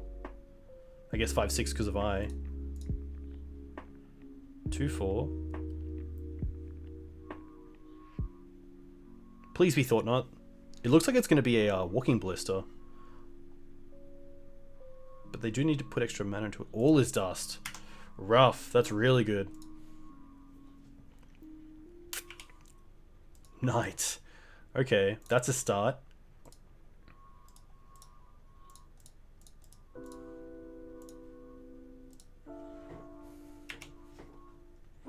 All is just a really fine card, and a great way for Eldrazi to stay in the game against decks like Maverick. I don't think I'm ever going to keep in Gaddock Teeg just because of All is Dust, but against some of these Planeswalker decks, I might because of things like Mycosynth's Lattice, Ugin.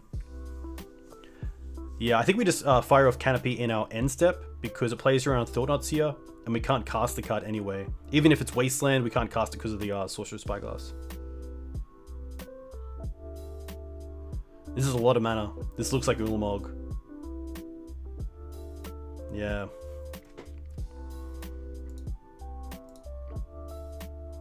This is probably GG because we can't find a way to... They also have Karakas open.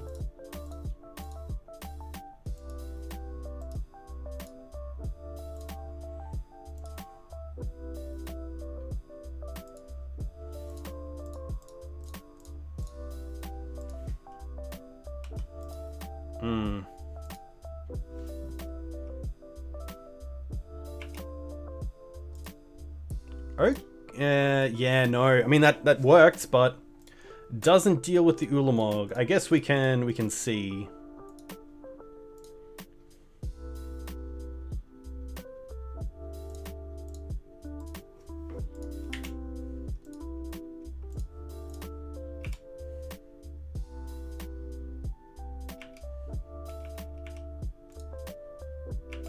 I'll probably do it at the beginning of combat. But yeah, once I get to Ulamog, it's just pretty tough. The Sorcerer's Spyglass is really good. Even though we didn't hit an early Wasteland, it just slows us down enough for them to just get to wherever they want.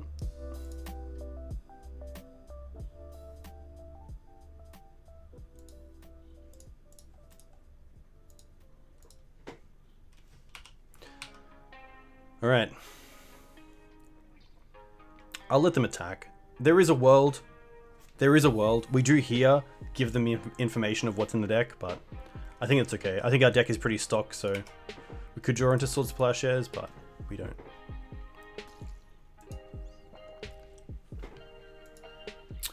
This is going to be an interesting one because I think the Plague's a little bit meh. I think we have enough to deal. I don't think Kaya is super great outside of Chalice. So maybe like one Kaya and one Engineer. I don't mind Thoughtseize on the play. Being able to steal a Thought Knot or a Chalice or a Planeswalker is really nice. It's not the worst top deck either, especially if we can attack their mana early on. We can make them kind of stumble and keep a few cards in hand. But it is, of course, a pretty bad late game spell.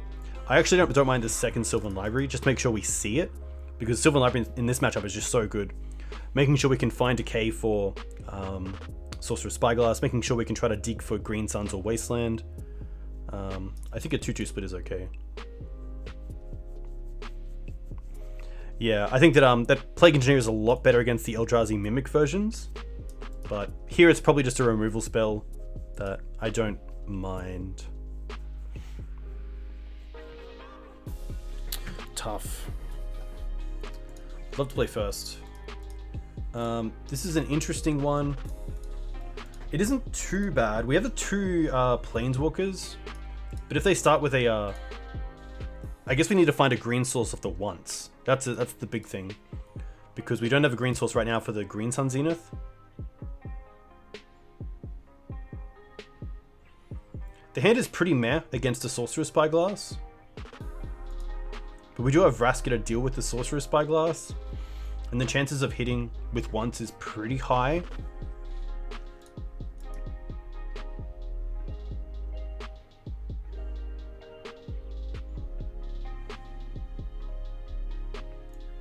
I think this is a bit too mid-game for me.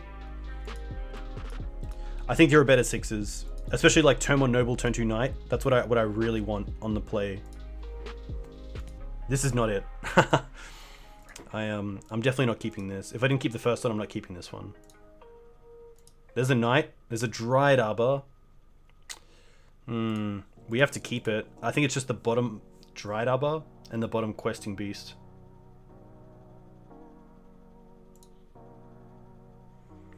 Because at least if we don't draw a third land next turn, if we draw Green Suns, we can just Green Suns for a creature if we want, or even just Dryad Arbor.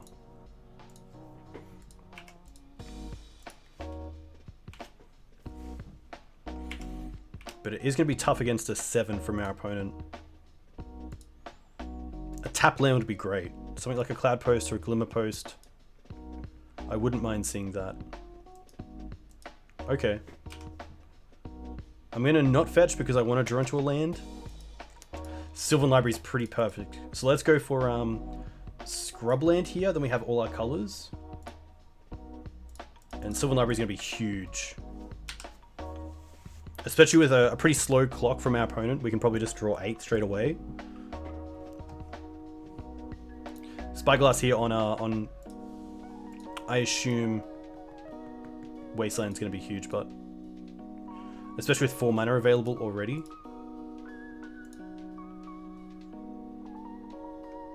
We can draw into Abrupt Decay and Wasteland. That's probably the best we can do off the Sylvan Library.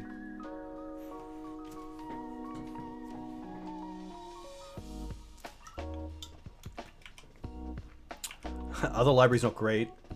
There's Wasteland. Okay.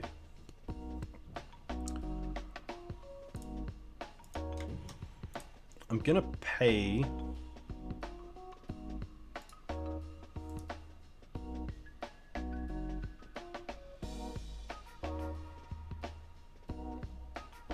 Play Wasteland, play Knight.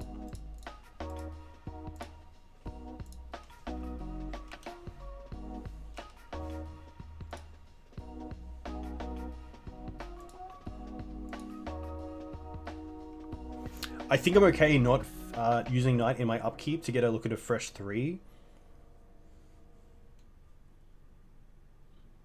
But if they play Smasher here, then I don't mind drawing into the Sylvan Library to pitch to the Swords to Plowshares.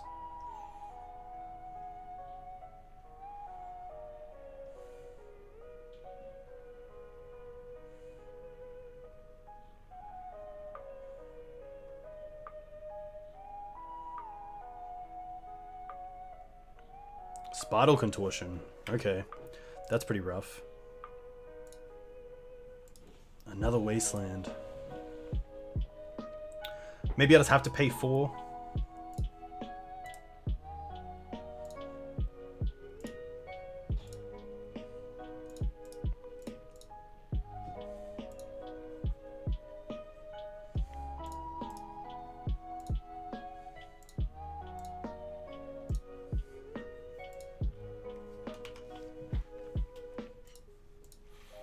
There's probably even a case of holding up swords, but hopefully this is okay.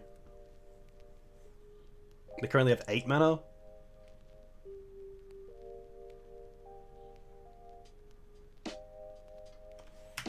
Smash is okay.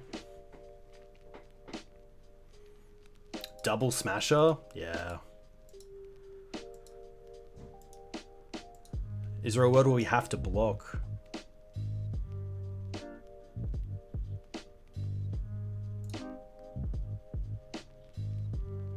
It means we can fetch.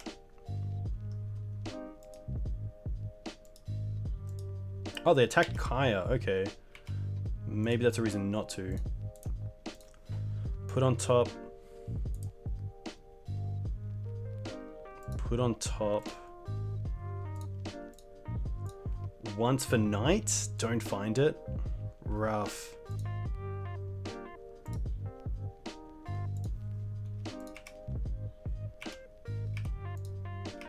Now we're in a really bad spot.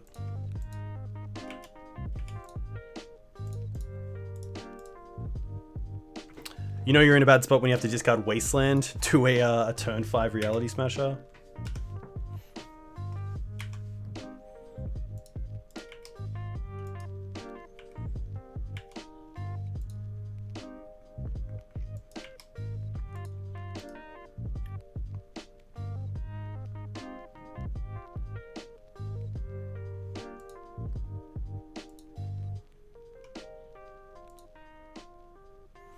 But yeah, unfortunately the 5 just didn't get there. It's a little bit too slow.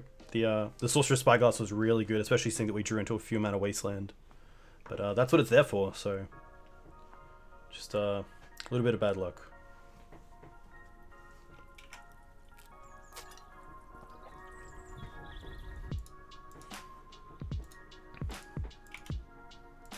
Crypt's okay. I should have drawn a card in end step because then I can use the mana left over if I need to.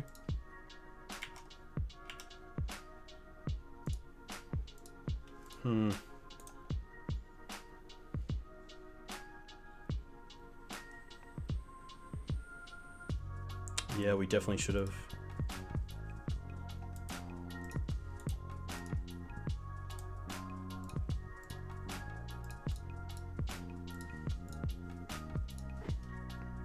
Because now the knight's a 2/2, and we just die to the Tormod's Crypt, unfortunately.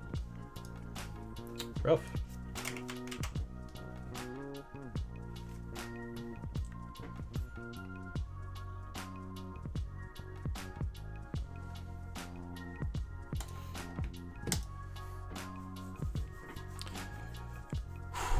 Good games, but can't do much there. You play with the cards that you're given. But in general, I think, you know, having the Abrupt Decays is really nice for the Sorcerer's Spyglass. We have a few more answers to them in Vraska in the sideboard, which is nice. And I guess Kaya, if you do have Knight of Automat as well. But yeah, sometimes that is just have it and we don't find the answer to it. Library there really nice as well though. Kind of showing why it is so good in the matchup. I probably could have been a little bit more aggressive with it, but then we probably would have died to the double smasher play, because then they could just forget about Kaya and attack us. But yeah, sweet deck. It's a deck that's played locally, which is cool. A few Eldrazi players and at least one Eldrazi post player, which is cool.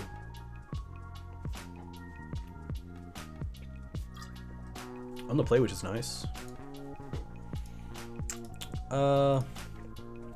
This is a tough one because Kaya is usually relevant in some aspect of the game against most matchups, but Collector Oof could be dead. You know, if this is against Elves, then Collector Oof does nothing. If it's against Snow, then Ramanap is probably going to do nothing as well. So I am going to mulligan this hand because it just doesn't really have a plan. It's got a lot of reactive cards that are good against some decks, but not so good against others. And even if the once finds a Noble and we get a turn 2 Kaya, that might not be relevant. So I'm going to mulligan to a hand with a plan. And this is it, but it's only a 1-lander, which is pretty skeptical. Especially if we lose the bird, we can't cast the turn 2 Sylvan. But this is where it's always tough, and I find it really tough to think, is keeping this hand and taking the risk better than going to a 5?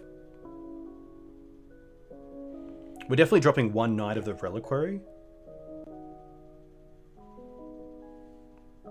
I just feel like the bird has such a target on its head that it's tough, because the Sylvan Library is such a good way to get back into the game after you've mulliganed.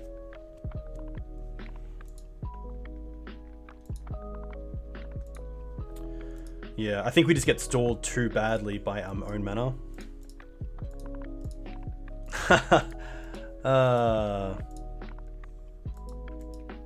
These hands are... I guess we can keep this. Drop 1, 2...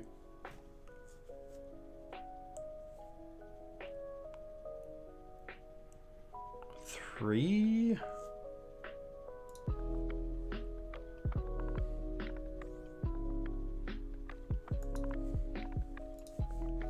There's a question of, do I even want to play this game out?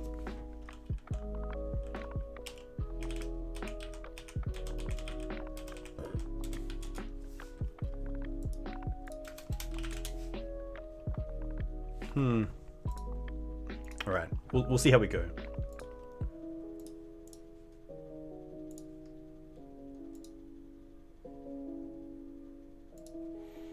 Okay. I'll go for just a Savannah, and then play the bird, and just hope that we can draw into the Sylvan Library.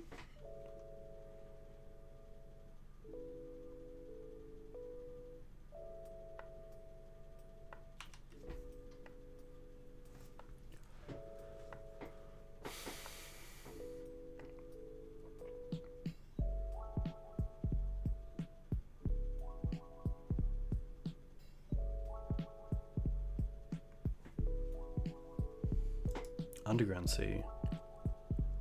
Huh. Duress. Yeah. I guess we could draw into like Collector Oof.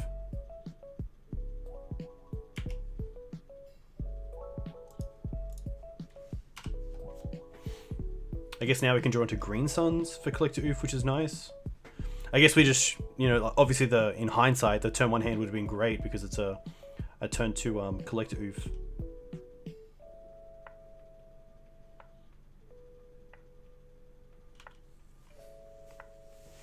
But fast combo always going to be a tough time for Mav. Even the 7 might not have got there. Especially with like Burning Wish, especially for Tez, Burning Wish into Grape Shot being such a good out to our hate bears. Usually they can set that up before we set up a win. I mean, best bet here is that we get an Echo line where our opponent can't go off and we get to refill our hand.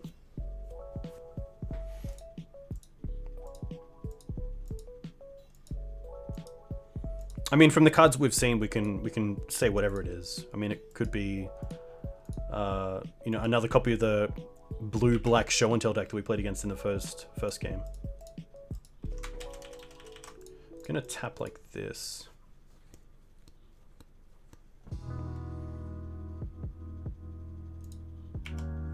Just so we can get in with the Dryad Arbor. Ah, Tess doesn't play discard? Okay.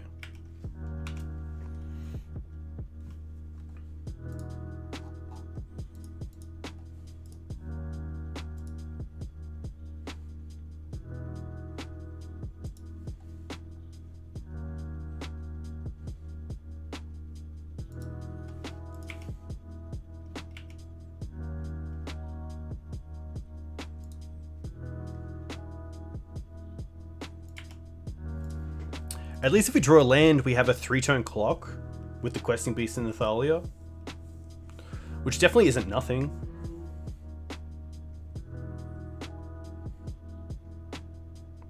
I mean, if we draw into a Cradle, I guess it doesn't change the clock, but then we get to attack with a Dryad Arbor as well.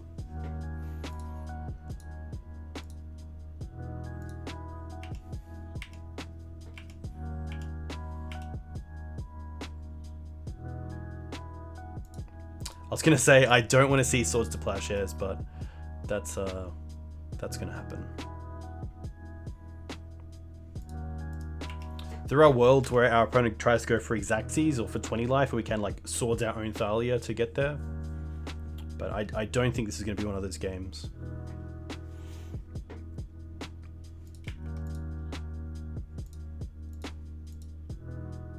I think against Doomsday, the Questing Beast there is exactly what we needed to get into this game, because then we can try to race a Doomsday. But it's always going to be tough. I think that in general, Doomsday is probably one of Maverick's worst matchups, just because their combo is so much quicker than our clock. But seeing these cantrips, I'm not too unhappy about it.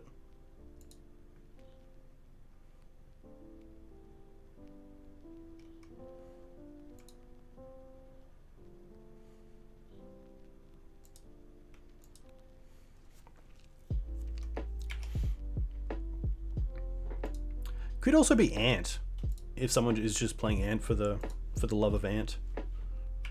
But it's gonna be a Ponder. I think what we want to see here is a shuffle, of course. But there have been you know, a lot of cantrips so far in this matchup.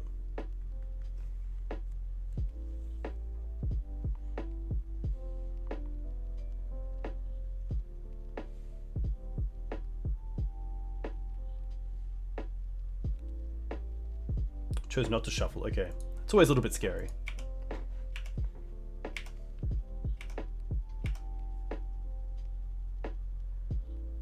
Ah.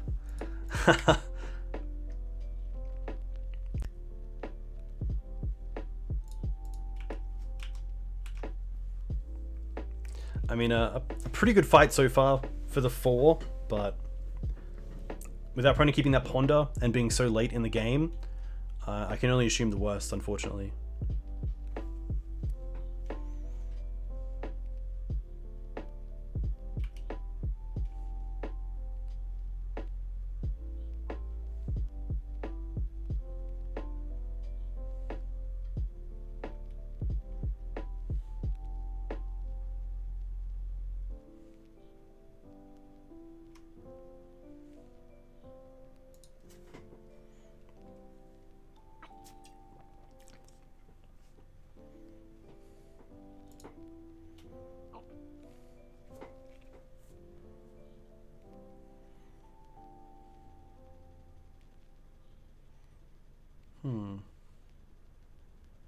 Opponent having a good think because they can't Doomsday.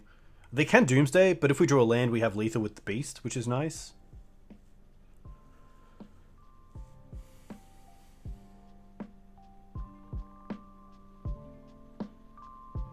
I'm not sure how Doomsday works if we put them down to 7, if they go to 3 or 4. I think it's rounded up. Yeah, rounded up. Okay.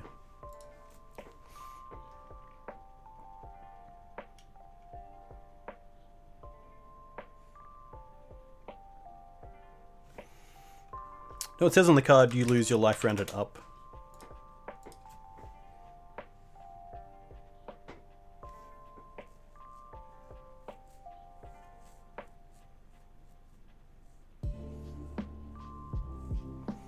But I assume if they do it on 7... Cabal Ritual, okay. Interesting. LED, yeah.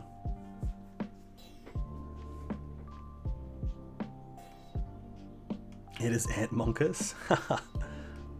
Cool to see. I mean, you should never say never.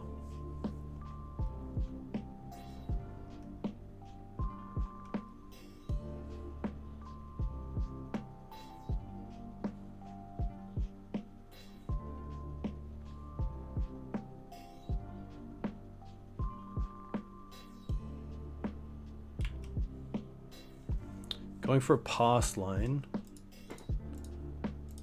Where's the current storm count?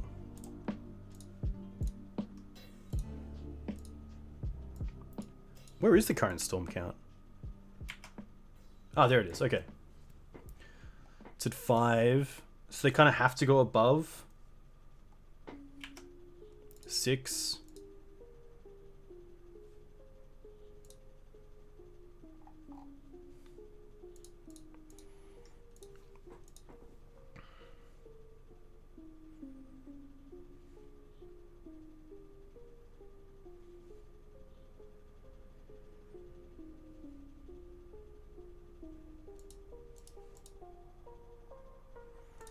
Yeah, very cool. Might even be a player who just has the list online. Just wanted to jam some Ant.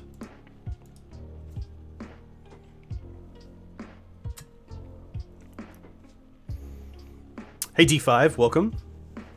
Hope you're well. Currently in match 1 against Ant, which is cool.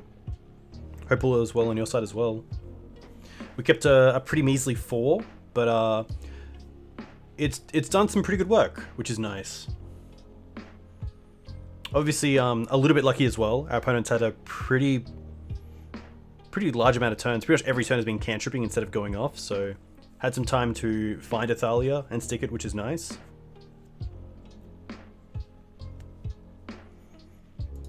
They're gonna duress us. They're 3 mana floating.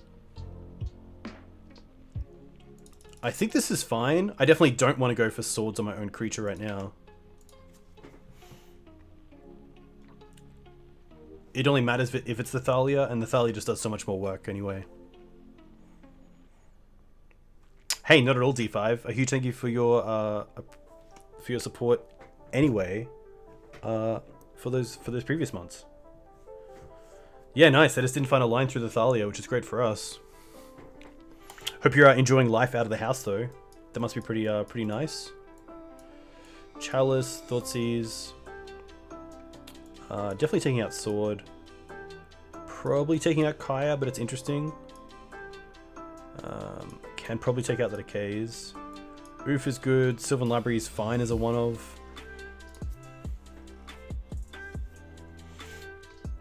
Leyline's interesting, but I don't think I want the Leylines. Ramanap's too slow. Definitely dropping these. That's 60. I don't think I want all the Decays though. The one nice thing about Decay is that my opponent has already shown a behavior where they want to play out their Lotus Petals and LEDs early on to play around Thalia. So it's not like we won't have targets for the Abrupt Decays. But I think there's better things to be doing.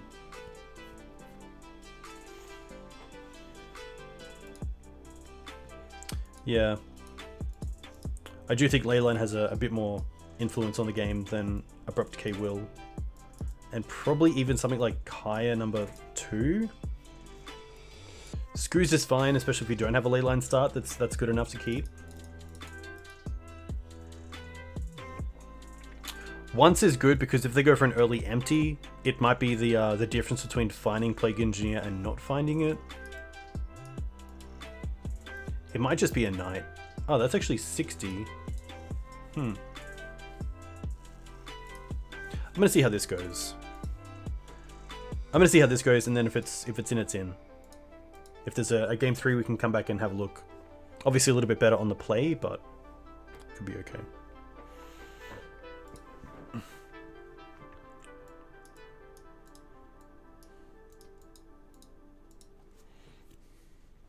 I do see people bring in 3, but if I'm playing 4, I'm going to bring in the 4 because it just gives me that extra percentage of having it in the opening hand, which could be the difference between my opponent going off on turn 1 or 2 compared to 3 or 4, which could be enough to buy me enough time to get something like a Thalia in play, or maybe land a Hierarch into a turn 2 Green Suns for Collector Oof, which is nice.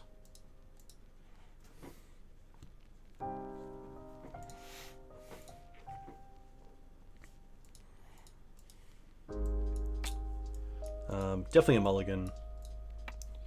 No sort of hate. A Thoughtseize obviously makes his hand pretty poor. So happy to take the mulligan to 6.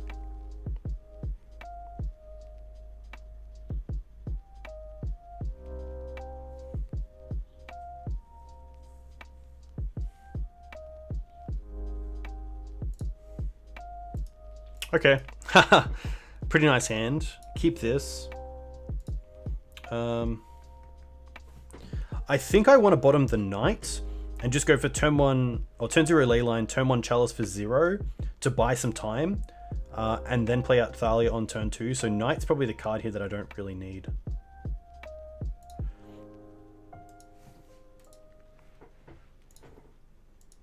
Opponent kept 7.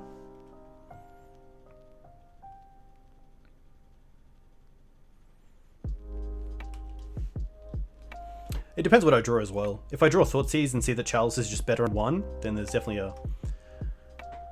a pretty big need to play that on 1.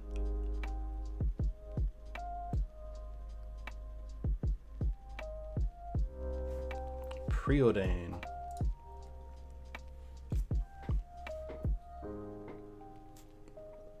Preordain is going to be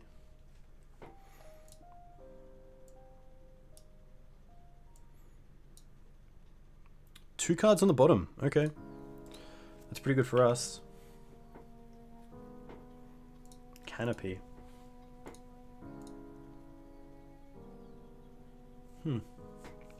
I do like Chalice for 0. And then I think I like Forest into Green Suns.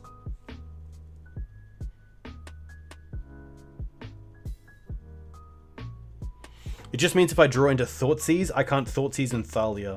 So I think because of that, I want to just go Horizon Canopy.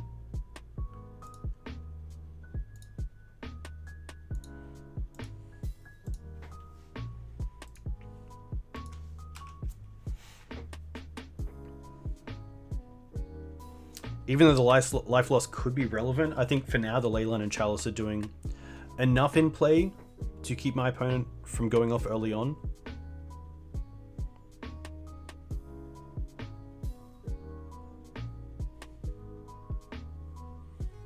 Delta for opponent. And just a pass. Interesting. Probably holding up some sort of bounce effect. Scrubland. I'm going to play the Forest. I'm going to try to not play a Plains to keep Massacre off the table. Could actually just be a Brainstorm here as well. No.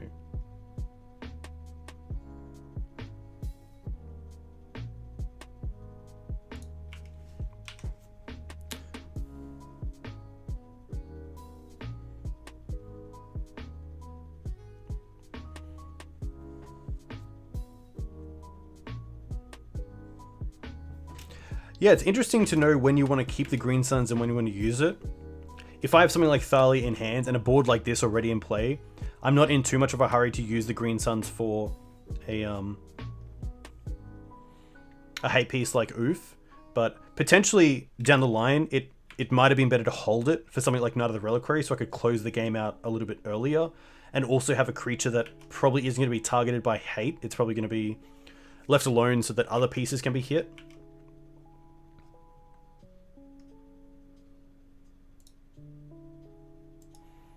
Hierarch's interesting.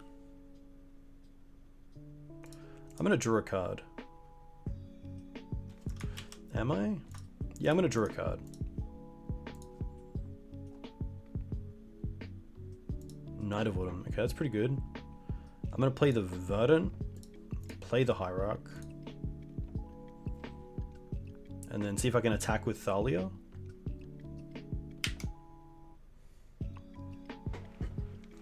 Yeah, that's pretty rough. I know that at the first Eternal Weekend in Melbourne that I went to, Leroy was playing Dredge in Vintage and was in the finals, and mulled to 1 to find Bazaar and just couldn't find it and lost. Pretty brutal. You definitely expect to see it within your 7 hands, but sometimes it just doesn't happen. How bizarre, am I right? How bizarre.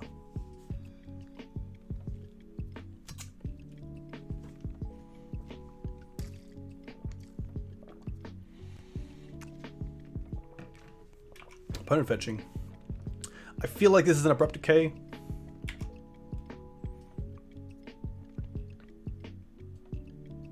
If it's on Thalia, there are upsides. Thalia, of course, is a legendary creature, and we do have 3 more in the deck.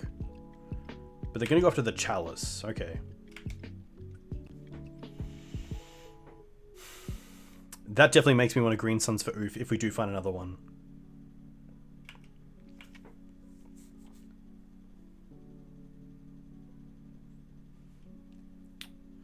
But to be fair, we also have this Knight of Autumn. So if they do preemptively play out their Lotus Petals or LEDs, we can hopefully hit one with the Knight of Autumn.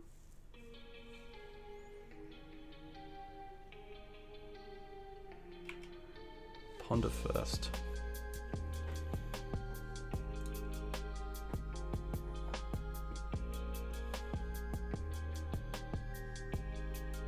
Chose to shuffle. Okay. It's pretty good for us.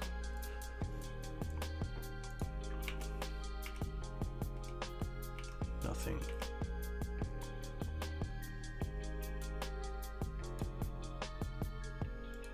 Another Thalia. I think because I drew this, I'm going to attack just with the Thalia instead of both of these. I guess there's no reason to attack.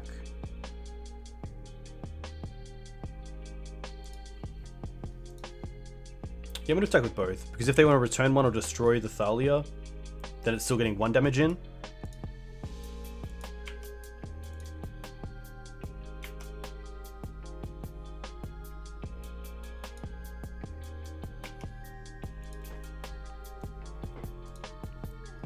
But now I'm probably happy just to play the Knight of Autumn out as a 4/3.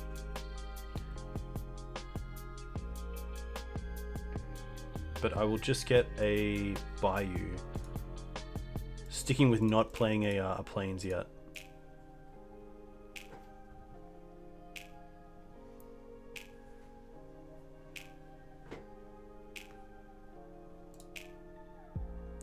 I could gain life, which is interesting, but I think it's the pressure that I really want.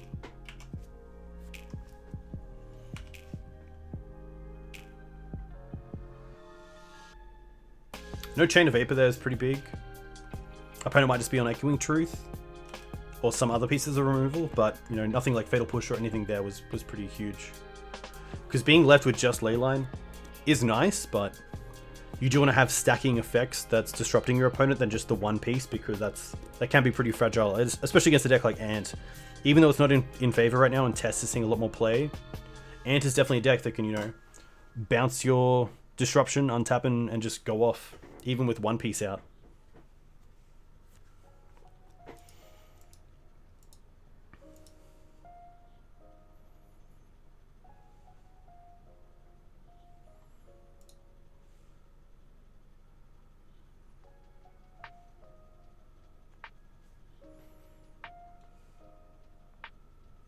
Ritual, okay.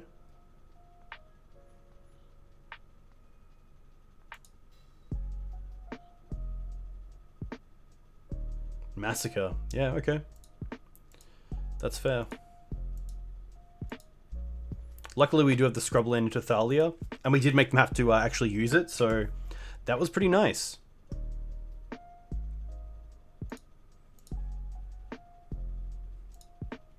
Gonna attack first.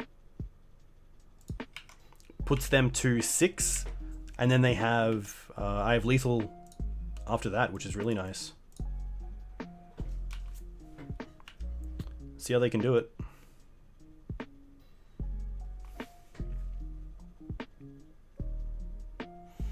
Yeah, Shaman's gonna be pretty tough. Especially with 4 cards in hand. I mean, Adnor's at 6 life probably isn't gonna be a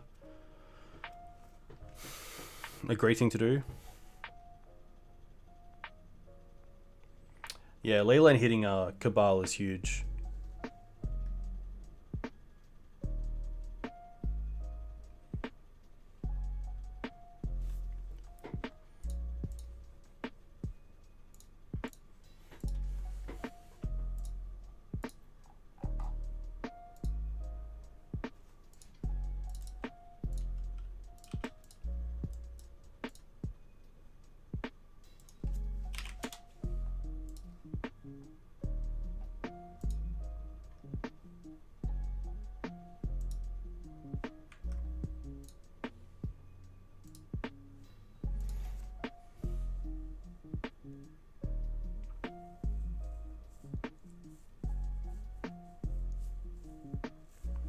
It was nice taking the ritual as well off their massacre.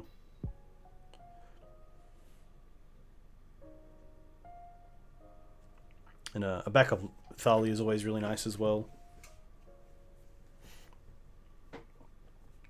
So we'll see what they have. They're obviously thinking of something.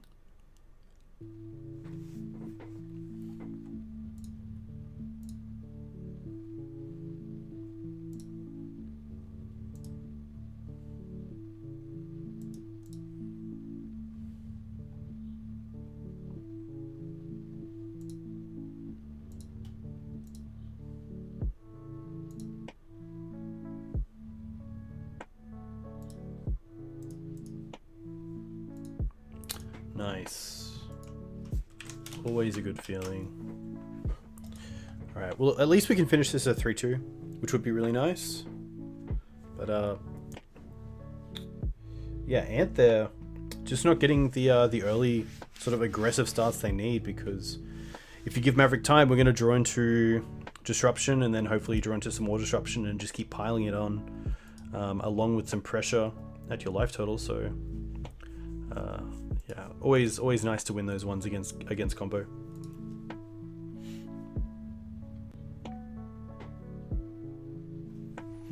On the play.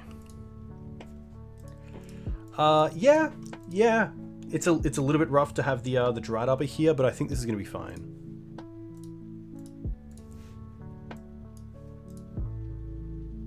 Keep. And we'll just go for a Savannah, so that if the Noble Hierarch dies, we can still cast the Thalia.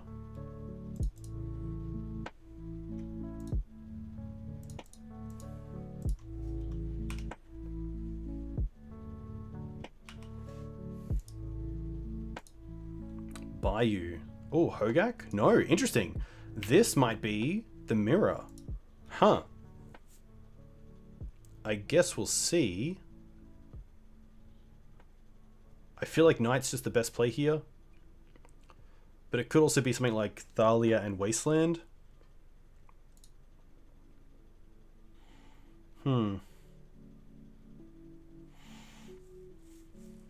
Yeah, I don't mind Thalia Wasteland.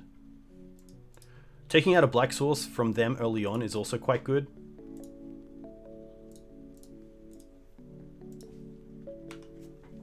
This also slows down Green Suns if that's something that they want to do as well. They have Caracas, okay. That's fair.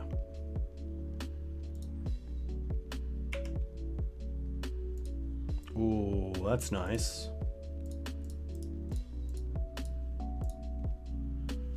Play the knight to try to find something.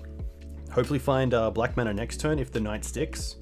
They didn't have swords end of turn, so that's always a nice start for us. It's black, so that opens up Abrupt Decay as well.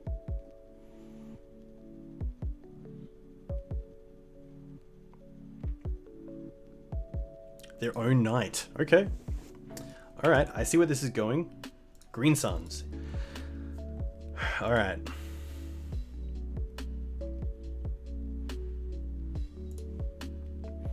I think what we want to do here is sack Arbor, fetch land, fetch Bayou.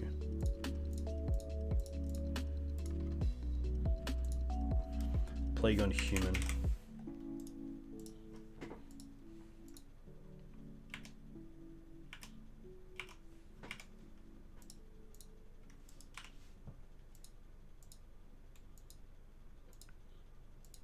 I think this Green Suns is probably going to go for Skoos.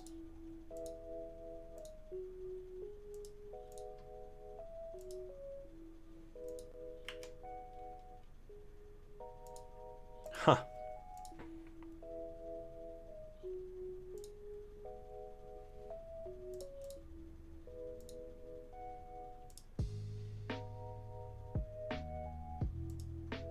I think here I'm actually going to go for Scrib Ranger, because then I can play the Knight of the Reliquary this turn as well. So we'll see if they actually respond to the Green Suns. They don't. Wow.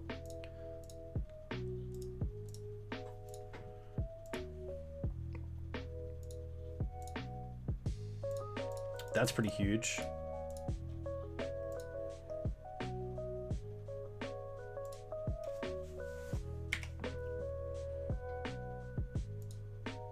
Maybe they play Bojuka Bog main deck? Cradle. Okay. Now I get to attack with the Plague Engineer, which is nice. And I can also untap it at instant speed, so in a pretty good position.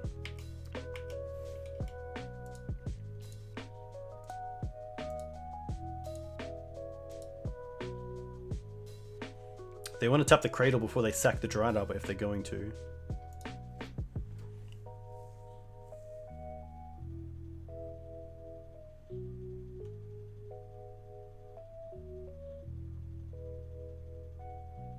Green Suns for 1.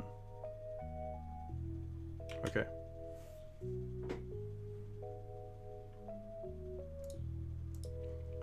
Hexdrink is pretty good.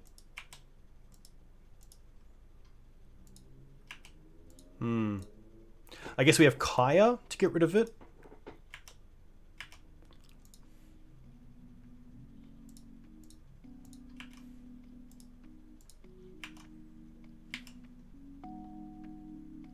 Beast. Oh, that's interesting.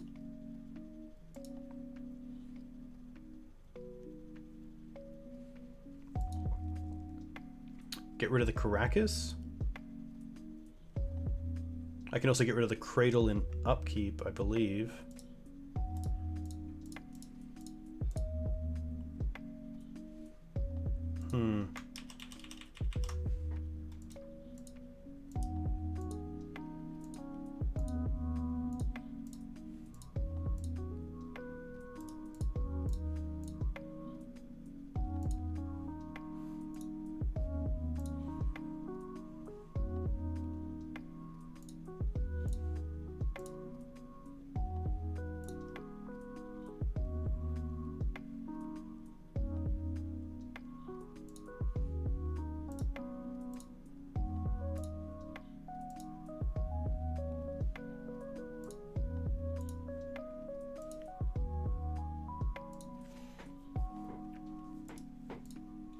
Yeah, they were in a pretty tough spot, but the concession I think is a little bit...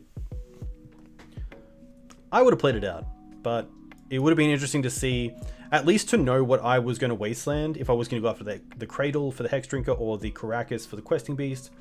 I could, of course, attack and then upkeep, use it on the Cradle, so I would have gone after the Caracas first, but yeah, a little bit fortunate there.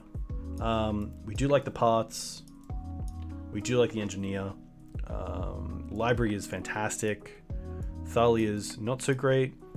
Collector Oof not so great. Kaya pretty good. I'm probably pretty happy with this.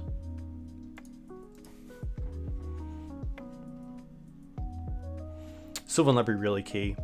A little bit less of a great threat because of Abrupt Decay in the deck, but it's still really good at trying to get an advantage. This hand's pretty fine as well.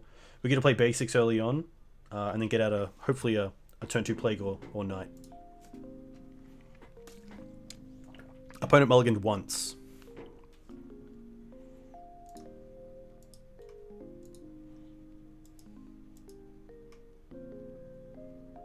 Alright. Interesting. I am going to use this now, but... Yeah, I'm going to use this now.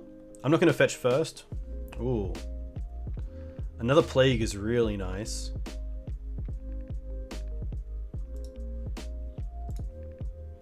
Because it might incentivize my opponent to use removal on the Noble Hierarch more than they should.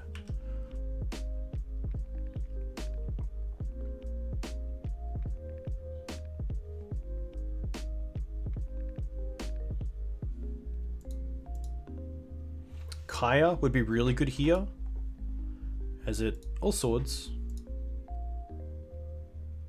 Hex, yeah, okay.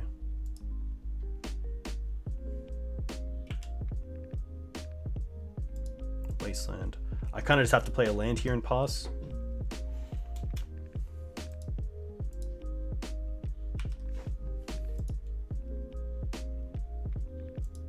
And then just hope Hexdrinker doesn't kind of take over the game.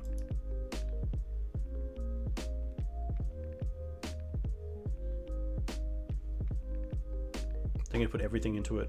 Okay.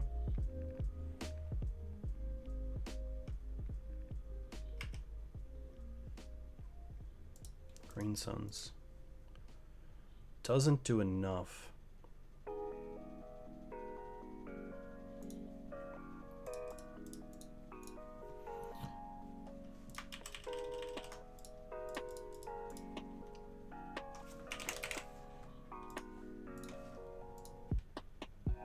Hexy are really strong. It kind of means they have to put everything into it here, but then they just have a really strong and fast clock.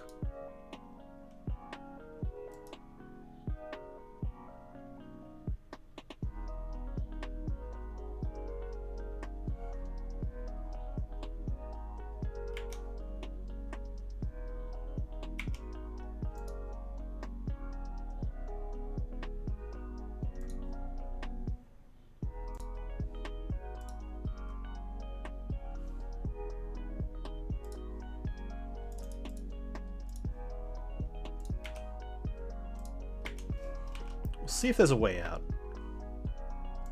It's going to be tough, but you never know.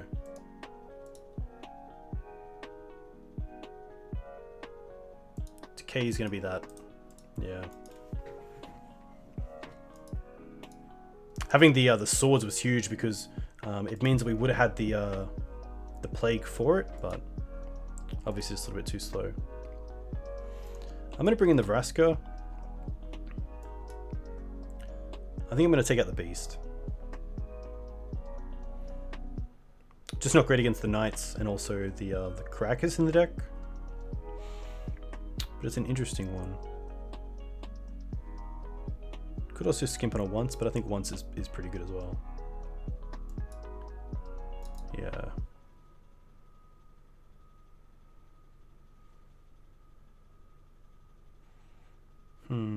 Yeah.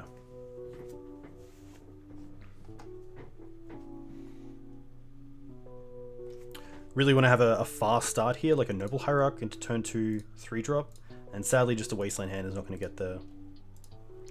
We'll keep this, but it's a little bit rough. I'll bottom the second swords.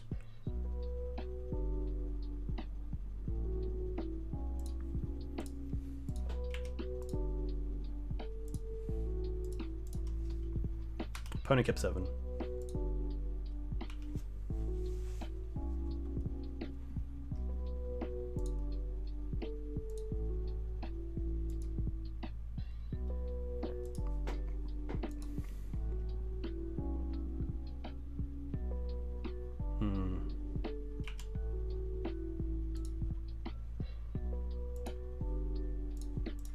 Happy to go after the Noble. Oh, I actually could have played the Plague Engineer because of the Windswept Heath.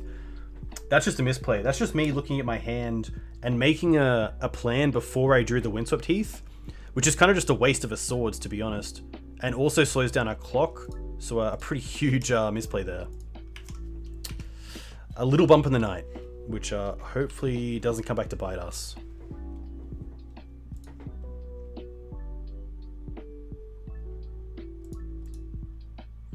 Okay.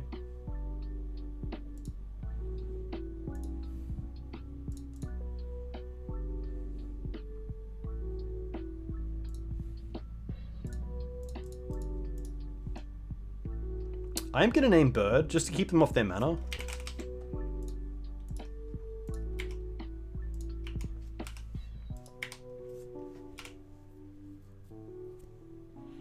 Because even if it's just a 2/2 Death Touch, it's not too bad at keeping creatures off the table.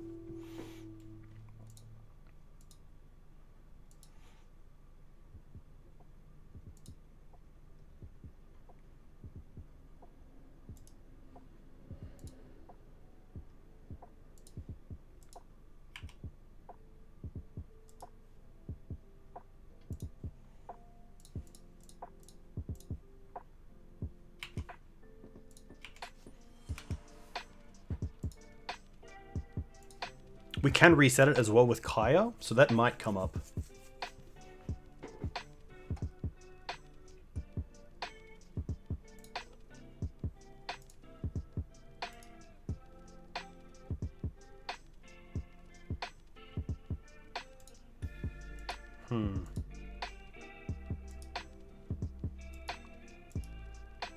This is exactly the spot where you want Questing Beast because it gets through the Plague Engineer. We have the mana for it and it deals with the Kaya, but we don't have it.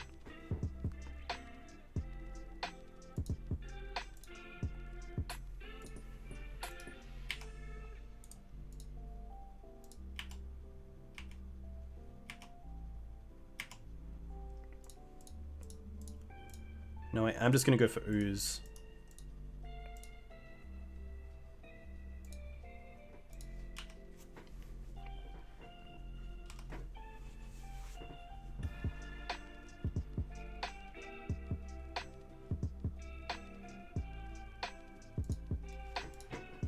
Now they get Beast.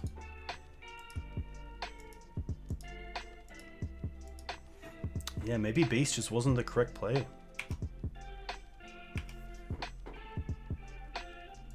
Kaya.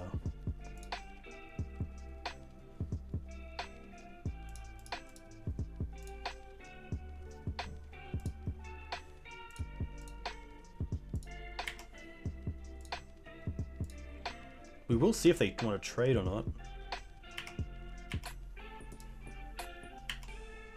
No.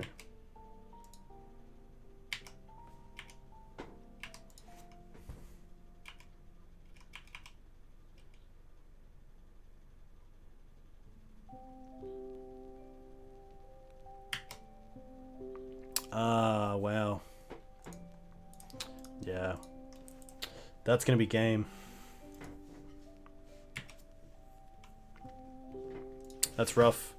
That's obviously showing how good Hex Drinker is. A card that I actually dropped for Scrib Ranger, just because of how the meta shifted, but there you can just see how good it is, especially if you trade with resources early on with your opponent, and then fall behind. A Hex Drinker can just take over the game so easily, especially if you can be patient with it and time it well so that you can play it when your opponent is tapped out. Then that's pretty good. That finishes at 2-3, which is pretty unfortunate. Definitely still easing back into the game. I think there is still a bit of rust there, and just some plays where I should be thinking more about, thinking more about my plays instead of just kind of talking through them as I make them and then coming to a conclusion that's different to how I actually played out that turn. But yeah, I think that Maverick's still in a pretty good spot.